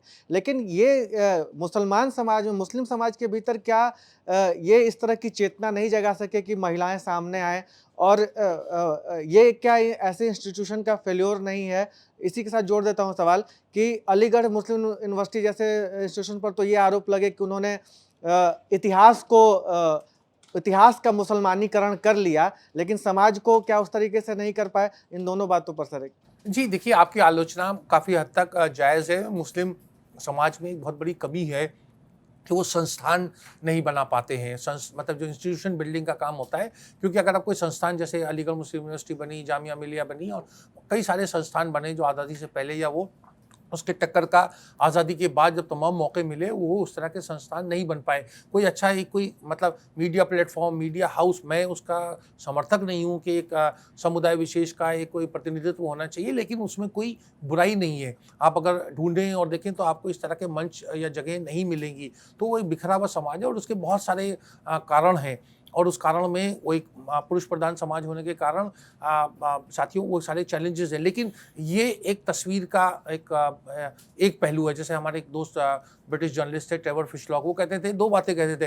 एक तो कहते थे nothing is simple in India, हर चीज़ के, और दूसरा कहते थे whatever you say about India the opposite is equally true.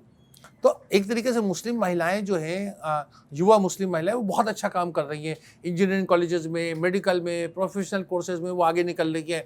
एक उस समाज का का एक अंग होने के नाते मैं बता सकता हूँ साथियों, कई बार शादी ब्याह का बड़ा मतलब जो मैरिज का जो एक मार्केट होता है उसमें प्रॉब्लम होती है, क्योंकि मुस्लिम महिलाएं, मुस्लिम लड़कियां जो हैं वो कहीं ज़्यादा शिक्षित हैं या कहीं ज़्यादा क्वालिफाइड हैं, उसके मुकाबले में जो लड़के हैं वो नहीं हो रहे, तो मिसमैच होता है और बहुत सारी उसकी समस्याएं हैं।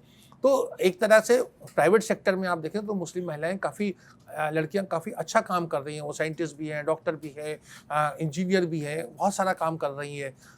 लेकिन उसके साथ साथ बहुत सारी, तो अब राजनीति में आने के लिए तो आपको बिल्कुल दूसरे टाइप का वो चाहिए होता है। जैसे मैंने कहा कि इसमें हम वंशवाद को अमीश बुराई करते हैं, हम कहते हैं वंशवाद जो है वो एक तरीके के लिए अभिशाप है, लेकिन अगर मुस्लिम महिला, अगर वंशवाद नहीं होता तो ये 18 वाली जो मैंने किताब लिखी है और उसमें 18 महिलाएं हैं, इसमें केवल 3 या 4 या 5 महिलाएं होती। तो वंशवाद कुछ मामलों में, महिलाओं के मामले में अच्छा है। कोई वसुंधरा राजे मुख्यमंत्री राजस्थान की नहीं बन पाती अगर वो वंशवाद से नहीं आ रही होती, सिंधिया परिवार से नहीं आ पाती। तो ये हमारे देश की मतलब स्टार्क रियलिटीज़ हैं। जैसे मैंने कहा कि हमारा एक तरफ हमारा लोकतंत्र बहुत ज़्यादा फल फूल रहा है, लेकिन दूसरी तरफ हम देखें तो लोकतंत्र में बहुत सारी हमारे यहाँ कमियाँ हैं। जिस तरह से दल बदल होता है या वंशवाद है, वो वंशवाद भाजपा में भी खूब फल फूल रहा है। उसमें मोदी जी ने उसकी व्याख्या बदल दी। उन्होंने कहा कि नहीं, वंशवाद वो नहीं होना चाहिए जहाँ पर पूरा आपके पास में पूरा प्राइवेट लिमिटेड की तरह कंपनी हो, एंट्री हो। लेकिन आप लोग सब जानते हैं कि एंट्री पे ही तो समस्या होती है कि वंशवाद का आदमी आता है तो वो चाहे वो विधायक बने, वो सांसद बने, वो जगह छीन लेता है, और वो जगह छीन लेता है तो वो सालों साल वो जगह छीनी रहती है। तो इसलिए ये कहना कि वो उसका सर्वसर्वा हो जाए तभी वंशवाद बुरा है, ये मुझे लगता है ये एक पॉलिटिक्स ऑफ कन्वीनियंस है। रशीद साहब, चूंकि इस्मत चुगतई का जिक्र आया तो मेरे जहन में भी उनका नाम था और कुर्तुलून हैदर का नाम था, क्योंकि आग का दरिया भी हमने ज़रूरी किताब के तौर पर पढ़ी थी। फिर मैं पिछले 50-60 साल घूम के आया कि बॉलीवुड में गीतकार, मुस्लिम महिला गीतकारों को याद करूं तो कौसर मुनीर को छोड़ के मुझे कोई नाम याद नहीं आया। मैं आपसे, आपने प्राइवेट सेक्टर में बात की, इंजीनियर, डॉक्टर बहुत अच्छा कर रही हैं, लेकिन ये जो क्षेत्र हैं, ये जो फील्ड हैं, यहाँ पर आने में क्या हम सिर्फ समाज को जिम्मेदार मान सकते हैं? क्या आपको नहीं लगता कि पारिवारिक स्तर पर ही वो प्रोत्साहन नहीं मिलता है कि इस तरह के क्षेत्रों में मुस्लिम महिलाएं जाएं? जी, आपका सवाल बिल्कुल महत्वपूर्ण भी है और जायज़ भी है, और मुझे लगता है कि बहुत जगह के ऊपर इस तरह का आप जो बता रहे हैं कि परिवार में ही अच्छे जो आर्टिस्ट होते हैं, म्यूज़िक का शौक़ होता है, लिखने का, शेर व शायरी का, उसमें बहुत बार उनको उस तरीके का एक मौके नहीं मिलते, अपॉर्चुनिटी नहीं मिलती जो मिलनी चाहिए। लेकिन जिनको मिलती है वो बहुत आगे बढ़ जाते हैं। अगर आपने फ़िल्म की, तो आप चाहे वो ज़ोया अख्तर की बात करें या बहुत से लोग एक फ़िल्म मेकर हैं, संवेदनशील मामलों के ऊपर फ़िल्में बना रही हैं और उनका एक बड़ा कंट्रीब्यूशन है, बहुत सारी जगहों के ऊपर है। अदाकारी में भी आप देखें तो बहुत ज़्यादा आगे बढ़ करके पहले भी आए और अभी भी वो एक तरीके का फ़्लो चलता रहता है। तो इसमें देखिए, अब समाज का सुधार करना वो एक बड़ा चैलेंजिंग, वो स्टेट का काम नहीं है। वो उसको हम दोषी भी कह सकते हैं, लेकिन वही दर्द देता है, वही दवा देता है। तो इस तरह से ये एक वर्क इन प्रोग्रेस है। जब मैं पैदा हुआ और मैंने अपने आसपास देखा तो पर्दा जो था बहुत ज़्यादा था। बुर्का, पर्दा, आप जिस तरह से हिजाब, जो भी आप उसको नाम लें, आज धीरे-धीरे वो काफ़ी कम होता जा रहा है। क्योंकि इस्लाम में जो पर्दे की जो व्याख्या है वो बुर्के वाले के उस तरह से पक्ष में नहीं है जैसा उसको प्रस्तुत किया गया, या सामाजिक परिस्थितियों या सामाजिक कुरीतियों के ज़रिए उसको एक जामा पहनाया गया। तो जैसे जैसे शिक्षा, अब उसमें शिक्षा का बात यह है कि सरकार उसमें कितना खर्च कर रही है, राज्य सरकार कितना कर रहे हैं, समाज, मुस्लिम समाज कितना कर रहा है, ये तमाम चीज़ें, उसमें बहुत सारी कमियां हैं। तो नीरज जी, आपकी आलोचना जो है वो बिल्कुल सही है, लेकिन उसका समाधान क्या है? समाधान यही है कि हम उसको और ज़्यादा ब्रॉड बेस जितने करें उतने मौके बनाएं। देखिए, जो मौका मिलता है, और ये मुस्लिम महिलाओं की बात में आपसे छोटी सी बात दिखा कि ममता बनर्जी अगर वो कांग्रेस में रहती तो आज वो कहीं के ऊपर एक मतलब एक शैलजा, एक अंबिका सोनी, एक रेणुका चौधरी के रूप में रहती। वो अलग चली गई और उन्होंने अपनी पार्टी बनाई, और आज ऐसी कि वो एक तरीके से कांग्रेस को टक्कर दे रही है। और बंगाल में तो उन्होंने कांग्रेस का अस्तित्व ही खत्म कर दिया। तो ये बात होती है कि जिसको मौका मिलता है वो आगे आ जाता है। तो थोड़ा बहुत जज्बा चाहिए। देखिए, इसमें फिर मैं कहूँगा आरक्षण इसका समाधान नहीं है। एक सवाल और है कि इन दिनों हम कुछ महिला प्रवक्ताओं को देख रहे हैं विजुअल मीडिया के अंदर, और वो बहुत ज़्यादा चर्चा में हैं। प्रियंका भारती, ये आरजेडी की महिला प्रवक्ताएं हैं, प्रियंका भारती, सारिका पासवान, कंचना यादव। तो उनसे पिछले दिनों हमने बातचीत की तो ये सामने आया कि आरजेडी ने इंटेंशली जानबूझकर सोच समझकर महिला प्रवक्ताओं को मैदान में उतारा है, ताकि महिलाओं के बीच में पार्टी की एक छवि जो है जी। वो अच्छी हो सके। मैं ये इस नज़रिए से पूछ रहा हूँ कि आरजेडी जब इस नज़रिए से, आरजेडी जैसी पार्टी जब इस नज़रिए से सोच सकती है, तो क्या ओवैसी को मुस्लिम महिला प्रवक्ताएं मैदान में नहीं उतारनी चाहिए? क्या अखिलेश यादव को मुस्लिम महिलाएं प्रवक्ताएं नहीं उतारनी चाहिए, जो 90% वोट मुस्लिम समाज का ले रहे हैं? तो ये जो पॉलिटिकल पार्टियां मुस्लिम समाज की ठेकेदारी करती हैं, उनके वोट लेती हैं, उनकी जिम्मेदारी कितनी मानते हैं आप? आज जी नीरज जी, आपने बड़ा महत्वपूर्ण प्रश्न किया और ये बिल्कुल यही जो सबसे बड़ा आज एक ही चैलेंज है कि जो लोग जानते बूझते हैं, चाहे वो उसमें असदुद्दीन ओवैसी हों, चाहे वो अखिलेश यादव हों, चाहे वो राहुल गांधी हों, इनके ऊपर एक एक पूरा का पूरा एक दायित्व बनता है कि इनको आगे लाएं। और हमने आपने कई बहुत अच्छे आरजेडी के उदाहरण दिए। हो सकता है वो आरजेडी का वो पैतरा ही मैं कहूँगा वो राजनीति से प्रेरित हो, लेकिन उसके प्रोसेस में लोग वो सामने आए और हमें भी आज अच्छा लगता है उनको सुन के कि मतलब कहते हैं इसमें दम है। और इसी तरीके से कांग्रेस में भी चाहे वो निगत अब्बास हो, चाहे वो शमा मोहम्मद हो, आते हैं तो एक अपना एक इम्पैक्ट होता है उनको और एक दूसरों का नज़रिया।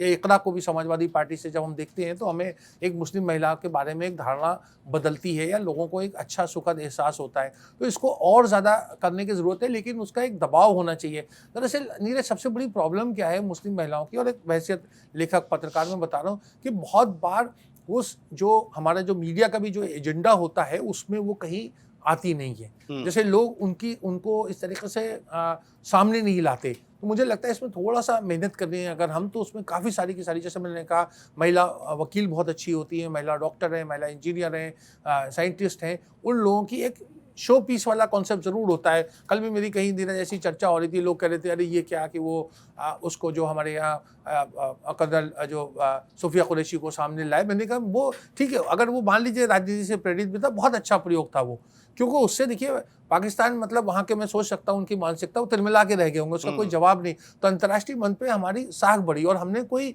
गलत चीज़ नहीं प्रोजेक्ट करी, जो है वो दिखाया। अब उसको लोग एक पूरा एक उसका कंट्रोवर्सी हुई थी, वो जो एक प्रोफेसर साहब ने भी कुछ लिख दिया था, तमाम चीज़ें। लेकिन मैं ये कह रहा हूँ, मैं हमेशा इसका पक्षधर हूँ कि अगर ऐसी संकेतात्मक प्रतीकात्मक चीज़ें की जाती हैं, वो नए दरवाजे और खिड़कियाँ खोलती हैं, तो इसका हमें स्वागत करना चाहिए, आलोचना नहीं करनी चाहिए। एक सवाल मुस्लिम महिलाओं के बजाय मैं एक मुस्लिम कुल मिलाकर मुस्लिम समुदाय से जोड़कर पूछना चाहता हूं कि वो एक अमेरिकन पॉलिटिक्स में एक कहावत है कि रिपब्लिकन जो हैं वो ब्लैक्स की चिंता इसलिए नहीं करते क्योंकि वो उन्हें वोट देंगे नहीं, और डेमोक्रेट्स ब्लैक्स की चिंता इसलिए नहीं करते कि वो उनके अलावा और किसे वोट देंगे। तो हमारी पॉलिटिक्स भी जब अब ये एक दो ध्रुवीय एक तरीके की हो गई है, अगर हम बीजेपी और गैर बीजेपी में उसे बांट दें, तो क्या मुसलमान वोटर की यही स्थिति हो गई है क्या? अगर वोटर की ये स्थिति हो गई है तो फिर रिप्रेजेंटेशन के नज़रिए से भी ये स्थिति हो गई है। तो क्या मुस्लिम समाज की यही स्थिति हो गई है क्या कि बीजेपी को वोट चाहिए नहीं, वो देगा नहीं, और दूसरी पार्टियों को चिंता इसलिए नहीं है कि हमारे अलावा जाएगा कहाँ? जी, नीरज जी, देखिए ये बड़ी विषम और दुर्भाग्यपूर्ण मैं कहूँगा लोकतंत्र के हिसाब से कि इस तरीके का होता है, अदराइजेशन या मार्जिनलाइजेशन हो रहा है। और यहाँ के ऊपर वही मैं कह रहा हूँ कि अगर इसमें एक तो, अब आप ऐसे तो किसी के पास जा नहीं सकते कि आप दरवाज़ा खटखटाएं और बोलें कि साहब हमें प्रतिनिधित्व दो। देखिए इसका एक माहौल बनना होता है, और माहौल में ही जो आपने पिछला भी एक प्रश्न किया था कि हमारे यहाँ वो संस्थान नहीं है। अगर मैं आपसे पूछूँ कि कोई थिंक टैंक है जो मुसलमानों का, या आपको मुसलमानों के प्रति कोई अगर प्रमाणिक रूप से जानकारियाँ चाहिए हों, या समाज में क्या, मुस्लिम समाज नहीं, वो एक देश के समाज का एक हिस्सा है, तो उसको आप मतलब अलग थलग नहीं कर सकते। तो उसमें वो तमाम चीज़ें आपको करनी होगी। जैसे मीडिया में बहुत सारे लोग आए, मैं ही आया। अब आज मैंने कोई मुस्लिम होने की वजह से किताब नहीं लिखी, मुझे तो ये एक विषय अच्छा लगा, लेकिन मेरा कहना ये है कि वो उसका हमें एक दायरा तमाम स्तर के ऊपर बढ़ाना होगा, और तभी जो है ये इसमें बदलाव आएगा। क्योंकि जब तक ऐसे प्रश्न नहीं पूछे जाएंगे, लोगों का ध्यान आना चाहिए। देखिए एक जो समाज में बहुत सारी चीज़ें जो होती हैं वो ऐसे ही चलती रहती हैं, उसमें लोग बदलाव नहीं चाहते। और इसीलिए मुझे लगता है कि सामाजिक सुधार का, और मुस्लिम समाज में एक बहुत बड़ी समस्या रही है कि पिछले कई दशकों में कोई समाज सुधार का काम नहीं हुआ। आपको चलते चलते बता दूं, ये विषय नहीं है नीरज, लेकिन मैं बताऊं कि जो मॉडर्न लॉ जो हमारे यहाँ जो चलता है, जिसको शरिया वगैरह के नाम से किया जाता है, इसमें से एक हमारे बड़े एक चिंतक और एक व्यक्ति थे, मूसा रज़ा साहब, वो जम्मू कश्मीर के चीफ सेक्रेटरी भी थे, उनका निधन हो गया। उनका कि 60% 65% जो है वो उनका मतलब वो मैन मेड लॉज हैं, वो इस्लामिक लॉज नहीं है, लेकिन उनको इस्लाम के लॉ के नाम, कानून के नाम से किया जाता है। तो इन सब चीज़ों को जोड़ना मतलब तोड़ना वो बड़ा महत्वपूर्ण हो जाता है। मैं बहुत ज़्यादा कई जगह मुस्लिम देशों में, विदेशों में गया, तो वो जैसे 3 तलाक का कॉन्सेप्ट ही नहीं है। तो जब मुस्लिम देशों में नहीं है तो हमारे यहाँ क्यों है? तो ये बहुत सारी भ्रांतियाँ और गलत, और आज भी लोग कहते हैं कि मतलब 3 तलाक खत्म, 3 तलाक नहीं, उसकी जो स्टैंडर्डिटी थी कि मतलब एक ही समय में 3 बार कह देने से वो जो है वो तलाक हो जाती थी, उसके ऊपर सरकार ने अंकुश लगाया है। लेकिन आज मैं आपसे पूछूं कि उसके आंकड़े कितने हैं, कि तो आंकड़े उपलब्ध नहीं है। तो ये हमें कोई संस्थान होने चाहिए ऐसे जो इस सब तरह की चीज़ें प्रस्तुत करें, ताकि एक चर्चा का विषय, और चर्चा का विषय बनेगा तभी चीज़ें आगे बदलेंगी। देखिए आज जो हम देखते हैं कि दलितों की स्थिति बेहतर हुई है, पिछड़ों की स्थिति, आदिवासियों का, उसके पीछे बड़ा एक चिंतन और एक बड़ा काम हुआ है। तो काम होने के बाद में वो चीज़ें, वो रिजल्ट सामने आए हैं। नहीं, तो मौजूदा स्थिति में आप फ्यूचरिस्टिक पिक्चर क्या देख रहे हैं? जो किताब आपने लिखी है उसके सब्जेक्ट के नज़रिए से, आने वाले दिनों में आपको लगता है कि हमारे समाज में जो बदलाव आ रहे हैं वो मुस्लिम महिलाओं की स्थिति और परिस्थिति को भी बदलते हुए नज़र आ रहे हैं, राजनीतिक नज़रिए से भी? नीरज, मैं फिर कहूँगा, मुझे बड़ा खुशी होती मैं अगर आपकी सुर में लाता हो, कहता हाँ हाँ बिल्कुल हो रहा है। देखिए समाज का एक सोचना, एक पुरुष प्रधान समाज है, एक मिसोजिनिक पैट्रियार्कल सोसाइटी है, उसमें करवट लेने में, बदलने में बहुत समय आएगा। और मुस्लिम महिलाओं के संदर्भ में सबसे बड़ी जो तकलीफ़ की बात यह है कि जैसे केरल जैसे राज्य में भी इस तरह का कल्चर नहीं है, तमिलनाडु में नहीं है, तेलंगाना में नहीं है, जहाँ उस तरह के का एक तरीके का फ़िरका परस्ती सांप्रदायिकता वगैरह नहीं है, तो वहाँ के ऊपर भी मौका नहीं मिल रहा है, लेकिन मिलता है। देखिए मैं किताब में मैं एक छोटा सा आपको जिक्र करता रहा हूँ कि मायावती थी। मायावती जो थी, जो तो 2007 में उनका एक विधायक थे सीतापुर में, और वो पहले वो उसमें कैसर, हाँ जी, कैसर जहाँ की मैं बात कर रहा हूँ, उनके पिता जो थे वो जो जसवीर, उनको जो था उन्होंने जसीम साहब को बुलाया एक दिन अपने उस पे, और वो विधायक थे, और उन जसीम जो थे वो अपनी पत्नी कैसर जहाँ के साथ में गए, दोनों ने लखनऊ में जो शर्मा जी की चाय पी करके वो वहाँ मुख्यमंत्री से मिलने गया। मुख्यमंत्री की जो था से कहना चाह रही थी कि इनसे, जसीम से, कि आप इलेक्शन लड़ो। उनकी नज़र, तो उन्होंने पूछ दिया तू लड़ेगी? तो और अच्छा, उसमें ये जसीम का क्रेडिट जाता है कि वो विधायक बनने में खुश थे, उन्होंने कहा हाँ हाँ, तो वो कैसे जहाँ उससे चुनाव लड़ गई, और उनका बड़ा वहाँ काम और कंट्रीब्यूशन है। जो लोग सीतापुर से वाकिफ़ है, फिर उन्होंने पार्टियाँ वार्टियाँ बदली, बसपा छोड़ दी, मेरे ख्याल से फिर वो कांग्रेस में वापस आ गई, लेकिन मौका मिला। तो मायावती ने देखते ही, मायावती ने एक महिला नजर आई और उसको उन्होंने वोट दिया, अपना समर्थन दिया, और वो लोकसभा में आ गई। जैसे मैंने ममता बनर्जी का एग्जाम्पल दिया। अब जयललिता भी अगर ऐसी करती, वो दुनिया में नहीं रही, लेकिन एक महत्वपूर्ण शख्सियत थी, और वो बिल्कुल AIDMK या तमिलनाडु की राजनीति में काले सफ़ेद की मालिक थी। सोनिया गांधी, कांग्रेस का इतिहास मैंने लिखा है, लॉन्गेस्ट सर्विंग कांग्रेस प्रेसिडेंट, और उनका भी बड़ा एक कांग्रेस में दबदबा था और है। लेकिन ऐसे लोगों ने, या मायावती ने भी एक ऐसा जहाँ को मौका दिया। बाकी अगर ये लोग ऐसा करें तो बड़ा बदलाव आएगा। और जैसे आपने ओवैसी की बात करी, या IUML करे, लेकिन वो एक झिझक, वो एक पुरुष प्रधान समाज, उन्हें लगता है कि अरे महिलाएं जाएंगी तो हमारे काबू में, तो ये नीड टू कंट्रोल, वो चीज़ जो है ना, वो एक बड़ा एक समस्या है। मैं आलोचना नहीं कर रहा हूँ MIM या IUML की, लेकिन उनको अपने आप के बारे में सोच के उनके बारे में धारणा बदलेगी। बहुत ज़्यादा लोगों को एक अलग, देखिए कुवैत है, कुवैत में बहुत सारी महिलाएं जो हैं वहाँ के संसद में आती हैं। बाकी जगह आप देखिए सऊदी अरब और बहुत सारे उसके आसपास के देशों में वहाँ ऐसी स्थिति नहीं है। आज हम कुवैत की बात कर रहे हैं अच्छे तरीके से। आप इधर अल्जीरिया, मोरक्को, ट्यूनीशिया देखिए, वहाँ भी महिलाओं का प्रतिनिधित्व बहुत अच्छा है। वहाँ आप जाएँ, वहाँ समाज में आप देखें कि महिलाओं की भागीदारी बहुत अच्छी है। पूर्वोत्तर में देखिए महिलाओं की, मुस्लिम महिलाएं वहाँ कम है, लेकिन महिलाओं की भागीदारी बहुत है, लेकिन राजनीतिक प्रतिनिधित्व बहुत कम है। अभी पिछली बार जब ये चुनाव हुआ नागालैंड वगैरह में, तो 1-2 महिलाएं जीती, नहीं तो कोई महिला वहाँ जीती नहीं थी, और महिला प्रधान समाज है। तो ये विरोधाभास है समाज में, इसका कोई सोल्यूशन ना एक किताब में है, ना एक व्यक्ति के पास है, ना नीरज के पास है, ना मेरे पास है। सर, मेरा मध्य प्रदेश की राजनीति को लेकर सवाल है कि जी। अभी MP तक पॉडकास्ट हुआ था दिग्विजय सिंह के साथ में, जिसकी खूब पूरे देश में चर्चा हुई थी, और दिग्विजय सिंह ने ऐसी बातें कह दी थी जो 2020 से लेकर अब तक किसी भी मीडिया को या किसी भी पत्रकार को उन्होंने नहीं बताई थी कि आखिर वो सिंधिया जी और कमलनाथ जी और उनमें क्या विवाद हुआ था, और जिसको लेकर सिंधिया जी BJP में गए थे। उसके बाद कमलनाथ ने भी अब ट्वीट करा और बताया कि वो सोच रहे थे कि ऐसा है, इसलिए चले गए थे। अब दिग्विजय सिंह ने वापस कल या आज ट्वीट किया है और वापस सफाई दी है कि मेरा कमलनाथ के 50 साल पुराना रिश्ता है और वो राजनीतिक मतभेद ज़रूर हो सकते हैं मगर मनभेद नहीं है, ऐसा करके उन्होंने कहा। तो आप इसको बार-बार वो इस तरीके की चीज़ें बार-बार प्लेटफ़ॉर्म पर सोशल मीडिया पर बता रहे हैं या सफाई दे रहे हैं, तो अब कुछ रायता फैल गया है अंदर सर, आपको लगता है क्या? जी, बिल्कुल। देखिए, पहली बात तो मैं मतलब ये मंच से मैं जो हमारे मित्र हैं और जो तक चैनल्स के जो संपादक हैं मिलिंद खांडेकर जी, उनको बधाई देना चाहूँगा, क्योंकि एक मिलिंद जी ने एक एक्टिव रिपोर्टिंग, लोग बहुत सारे मीडिया के बारे में भी कहते हैं कि मीडिया ये नहीं कर रहा, वो नहीं कर रहा है। देखिए, एक सीनियर व्यक्ति भी एक तरीके का फील्ड में जाकर के इस तरह की चीज़ इंटरव्यू करके और एक बड़े लंबे अरसे तक आपको ध्यान होगा, करीब मेरे ख्याल से अब तो महीना भर होने वाला होगा कि वो एक राजनीतिक रूप से एक चर्चा का विषय बना रहा है, तो ये एक बधाई का पात्र है और एक अच्छी चीज़ हुई है। देखिए, राजनीति जो है वो कन्वीनियंस की होती है और वहाँ के ऊपर जो दिग्विजय सिंह और कमलनाथ के रिश्ते थे वो एक दूसरे को मजबूत करने के लिए थे, एक दूसरे को फ़ायदा पहुँचाने के लिए थे। और वो जब कमलनाथ केंद्र की राजनीति करते थे, दिग्विजय सिंह राज्य की राजनीति करते थे, तो एक छोटा भाई बड़ा भाई करके उन्होंने सबको बड़ी पटखनी दी, चाहे वो सिंधिया परिवार हो, चाहे वो शुक्ला बंधु हो, चाहे वो अर्जुन सिंह हो, और विपक्ष को भी, तो मजबूत थे। अब उसके बाद में उनमें दरार हो गई और बेटों का भी मामला आया, दोनों के बेटे आप जैसा जानते हैं राजनीतिक रूप से सक्रिय है। तो ये जो एक मीडिया में मतलब तक चैनल के ज़रिए एमपी तक में एक बड़ा एक कंट्रोवर्सी, एक विवाद पैदा हुआ, मुझे लगता है कि उसको कहीं विवाद को अब वो उसका नुकसान, डैमेज लिमिटेशन एक्सरसाइज है कि आपने दो भाइयों को, छोटा भाई बड़ा भाई, राजनीतिक रूप से जो भाई थे, मिलवा दिया। और कमलनाथ दिग्विजय सिंह के पास गए और दोनों ने एक तरीके का, जो मेरा अपना कयास है, एक वो कहा होगा कि भैया अब कुछ मत बोलो, ना तुम बोलो ना हम बोले, एक तरीके का एक शांति, मतलब जो सफ़ेद झंडा दिखाया जाता था लड़ाइयों में, वो दोनों सफ़ेद कपड़े भी पहने हुए हैं, तो वो एक दोनों ने एक तरीके का वो लेकिन ये थमने वाला नहीं है। देखिए, इस पूरे विवाद से जो मैं कहता हूँ, उससे कांग्रेस को नुकसान हुआ, ना ज्योतिरादित्य को नुकसान हुआ, ना भाजपा को नुकसान हुआ, किसी को नहीं। तो कांग्रेस के घर में, और ख़ुद कांग्रेस के जो नेता हैं, चाहे वो प्रदेश अध्यक्ष हों या नेता प्रतिपक्ष, उन्हें लगा कि देखिए ये तो बेमौसम की बरसात हो गई और हमारी राजनीतिक फसल जो है वो ख़राब हो गई। तो इसका कोई अंत नहीं होने वाला, क्योंकि ये लोग एक पुराने चावल हैं और ये कहीं ना कहीं एक अपना गठबंधन से करके या पुनर्गठन से करके अपने आप को मजबूत करने के लिए अपने बच्चों को राजनीतिक रूप से आगे बढ़ाने का प्रयास करेंगे।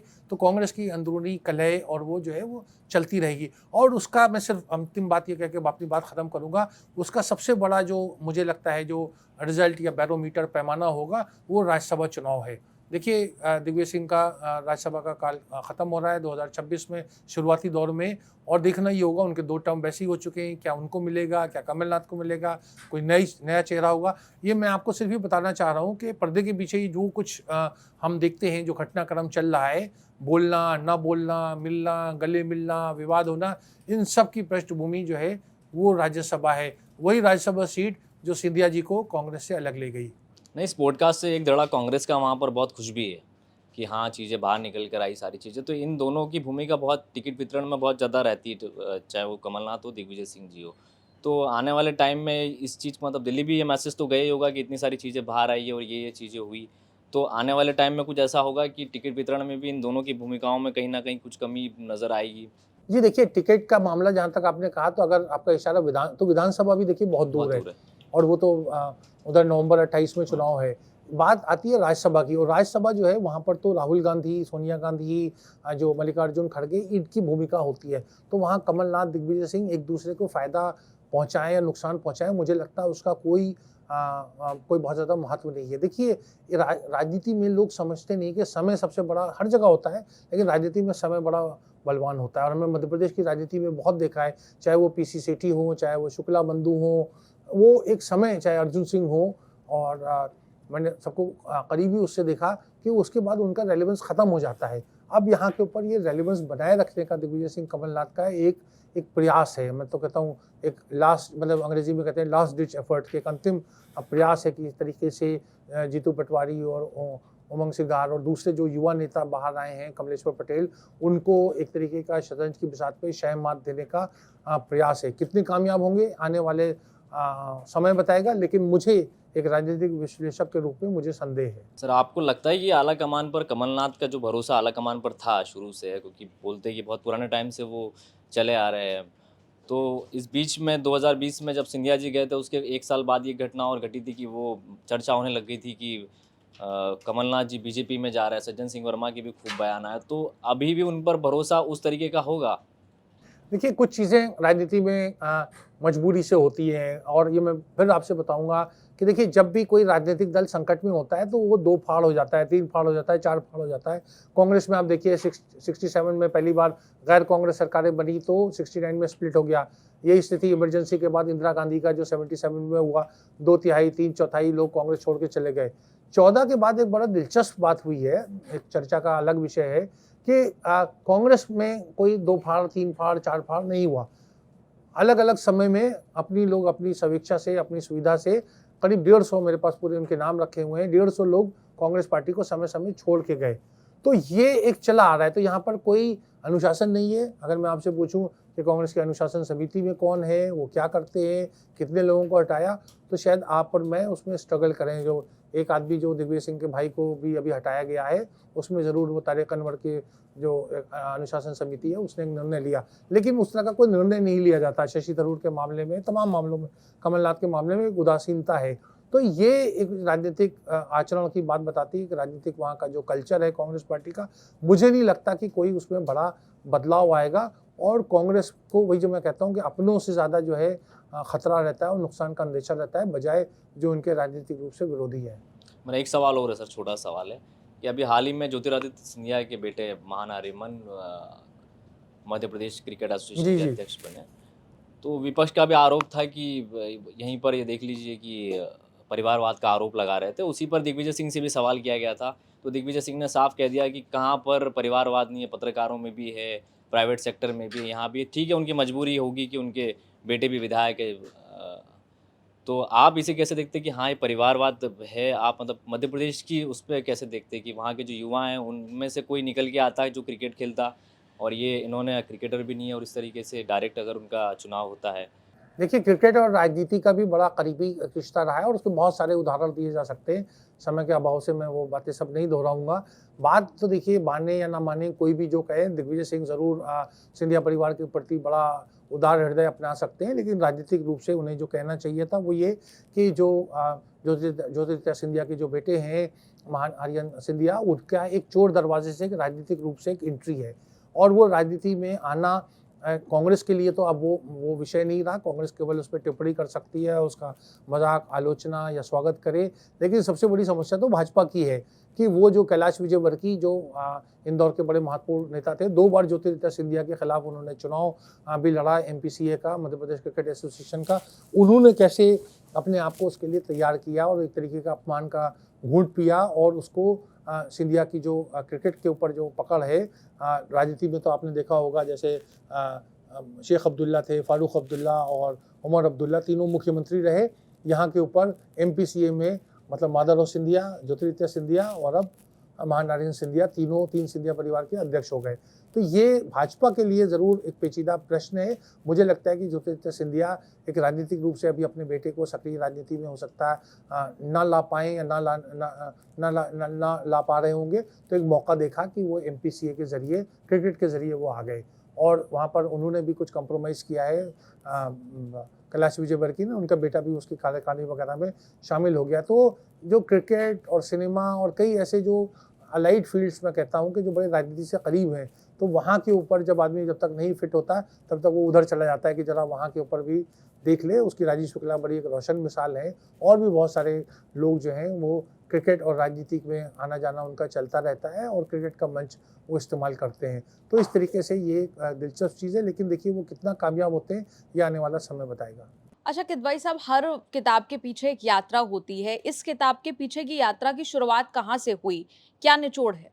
जी, आपने बड़ा महत्वपूर्ण प्रश्न किया। देखिए, एक मोहसिना किदवई जो एक बड़ी राजनेता रही हैं, केंद्रीय मंत्री भी रही हैं, वो अपनी जीवनी लिख रही थी और उनकी मैंने थोड़ी मदद करी, मतलब उसको कलमबंद किया।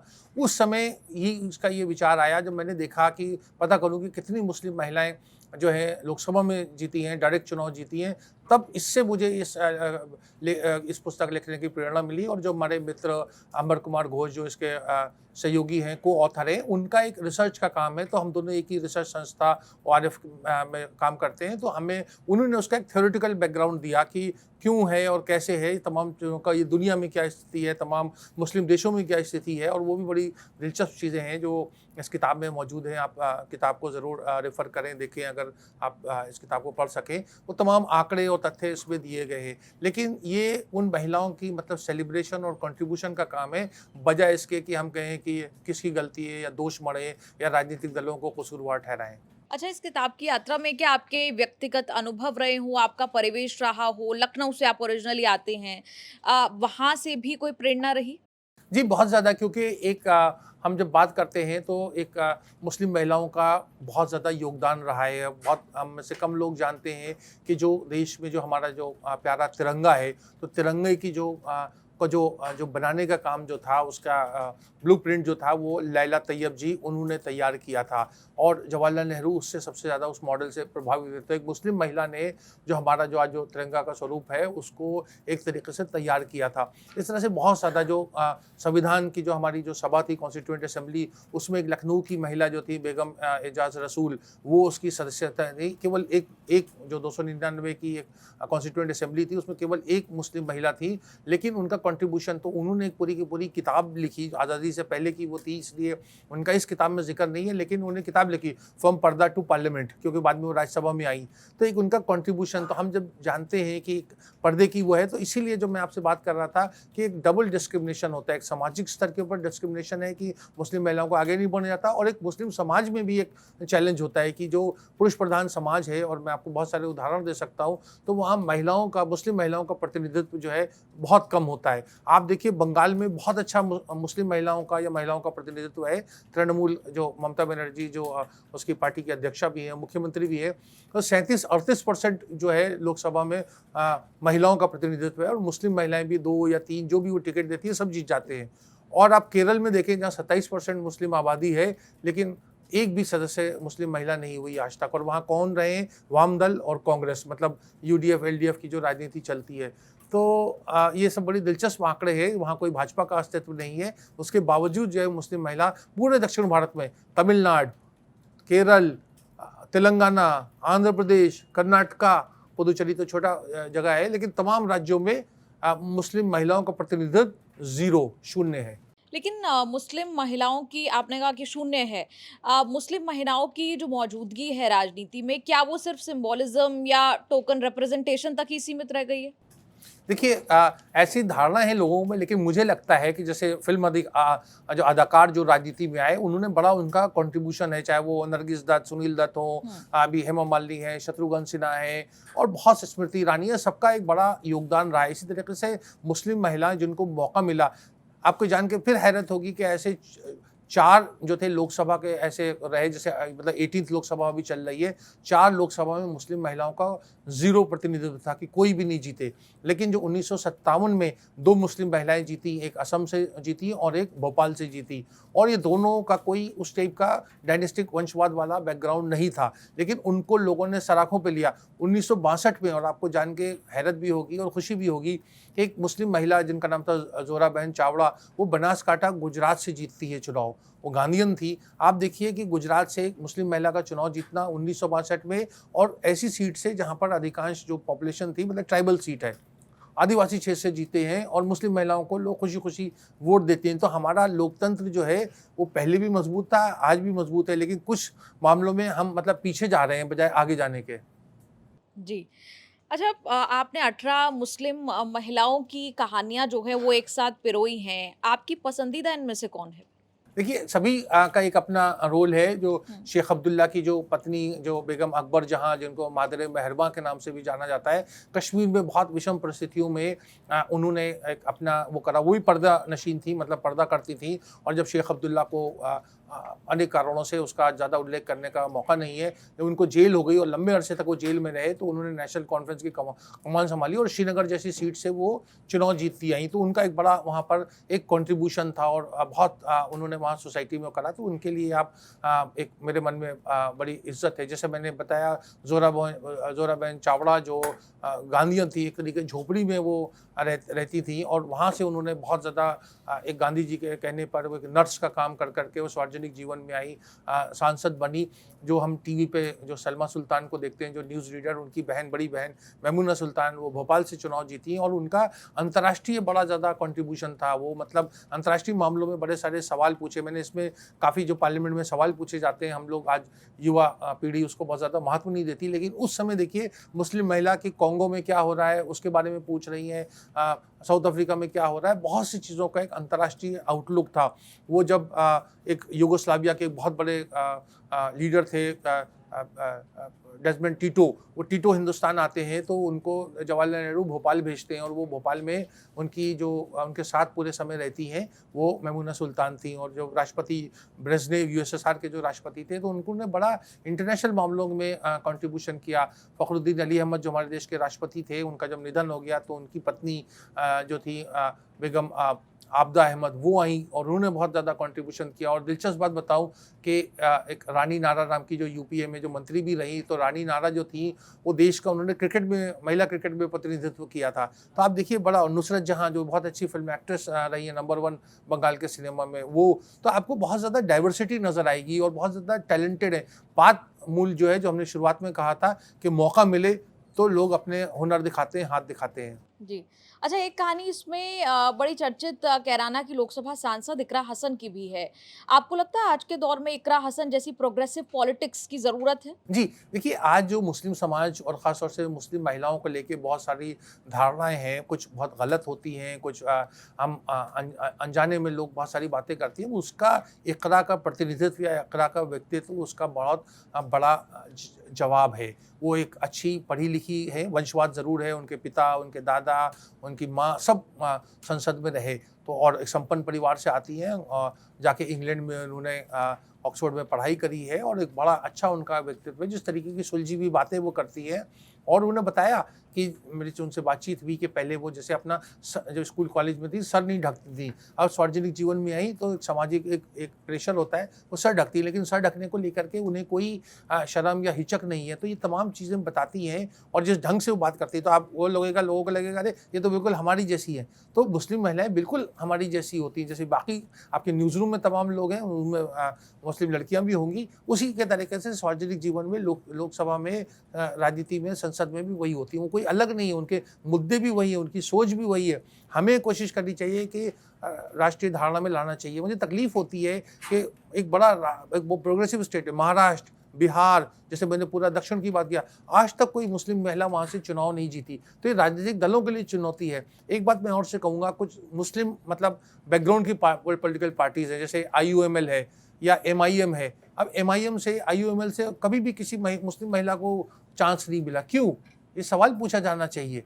असदुद्दीन ओवैसी से पूछना चाहिए, जो IUML के जो लीडर हैं उनसे पूछना चाहिए कि उनके पास पूरी ज़मीन तैयार है, उनके पास तमाम वोट बैंक है, तमाम, उसके बावजूद वो मुस्लिम महिलाओं को प्रतिनिधित्व नहीं देते, आखिर क्यों? अच्छा, आपकी किताब खुलते ही ज़िक्र नज़र आता है अम्मी जान का, खाला अम्मी का, और बुक आपने उन्हें ही डेडिकेट की है। इस किताब और आपके जीवन में, आपके परिवार में की जो महिलाएँ हैं, उनका आप पर कैसा प्रभाव रहा? जी, मैं बड़ा आपको धन्यवाद दूँगा निधि कि आपने एक तरह का निजी प्रश्न पूछा है, लेकिन महत्वपूर्ण है। तो मेरी जो एक मौसी थी, उनका नाम था बेगम हामदा हबीबुल्लाह। वो उत्तर प्रदेश में मंत्री भी रहीं, सार्वजनिक जीवन में थीं, राज्यसभा में रहीं, लोकसभा का सदस्य थी। तो मैंने उनको और अपनी माँ और खाला, मतलब जो मौसी हैं, उनको डेडिकेट किया है, बुआ को, क्योंकि मुझे लगता है कि एक मतलब आज जो मैं हूँ उसमें महिलाओं का बहुत महत्वपूर्ण रोल रहा है। क्योंकि मुझे हमेशा, आज जो लोग बात करते हैं कि जेंडर सेंसिटिविटी होनी चाहिए, जो एक बात होता है ना, पुरुष प्रधान समाज है और युवा या लोगों को महिलाओं के प्रति संवेदनशील नहीं रहते, मुझे लगता है सबसे अच्छा स्कूल जो होता है वो घर होता है, जो आपके संस्कार होते हैं। और वहाँ क्योंकि ये इस तरह की महिलाओं का जो मेरा एक छोटे बच्चे के रूप में जो अनुभव हुआ, उससे मुझे एहसास हुआ कि महिलाओं का क्या महत्व होता है। तो एक धारणा है और गलत धारणा है कि मुस्लिम समाज में महिलाओं को वो इज़्ज़त या वो जगह नहीं मिलती, लेकिन मैं आपको बताना चाहता हूँ आपके माध्यम से तमाम मंच के सुनने वाले और देखने वालों को कि ऐसी बात नहीं है। बहुत उनका एक कंट्रीब्यूशन होता है। जैसे कहते हैं कि हर कामयाब इंसान के पीछे कोई ना कोई एक महिला, चाहे वो स्वतंत्रता संग्राम की बात हो, जो अली ब्रदर्स थे, उनकी माँ जो बी अम्मा कहलाती थी, सबने एक बहुत बड़ा रोल प्ले किया है। और आज जो हम राष्ट्रवाद की बात करते हैं उसमें मुस्लिम महिलाओं का भी बहुत बड़ा योगदान है उसको एक समाज को जोड़े रखने में, क्योंकि देखिए जहाँ भी दंगा फसाद होता है या कोई झगड़ा होता है उसके सबसे ज़्यादा जो उसकी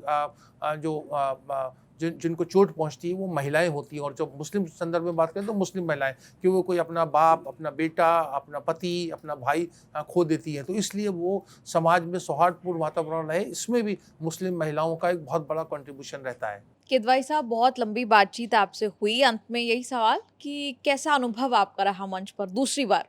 मंच पे मुझे बहुत अच्छा लगा और मैं मुझे लगता है कि मैंने बहुत साफगोई से काम लिया और कुछ ऐसी बातें भी कह गया जो मैं हो सकता है थोड़ा संकोच करता, तो उसमें मैं श्रेय नीरज और आपको और रूपक और इसको देना चाहूँगा कि देखिए किसी से भी मंच के ऊपर कोई आदमी आता है तो उससे वो तमाम चीज़ें निकलवा लेना या उगलवा देना वो बड़ा अच्छा एक वो रहता है। मुझे बहुत जो जिस तरीके से प्रश्न पूछे गए और प्रश्न के पीछे जो गंभीरता, जो संजीदगी और जो एक तरीके का एक सेंसिटिविटी भी थी, क्योंकि मुस्लिम महिलाओं के बारे में बात करते हैं तो बहुत बार हम बड़ी एक पैटर्नाइजिंग टोन में बात करते हैं। तो यहाँ आप लोगों ने एक बहुत अच्छे तरीके से ये संवाद किया और मुझसे जो कुछ बन पड़ा वो मैंने दिया, लेकिन मुझे उसका एक एक पल मेरे लिए यादगार है और महत्वपूर्ण है और मुझे बहुत अच्छा लगा। बहुत बहुत शुक्रिया किदवाई साहब।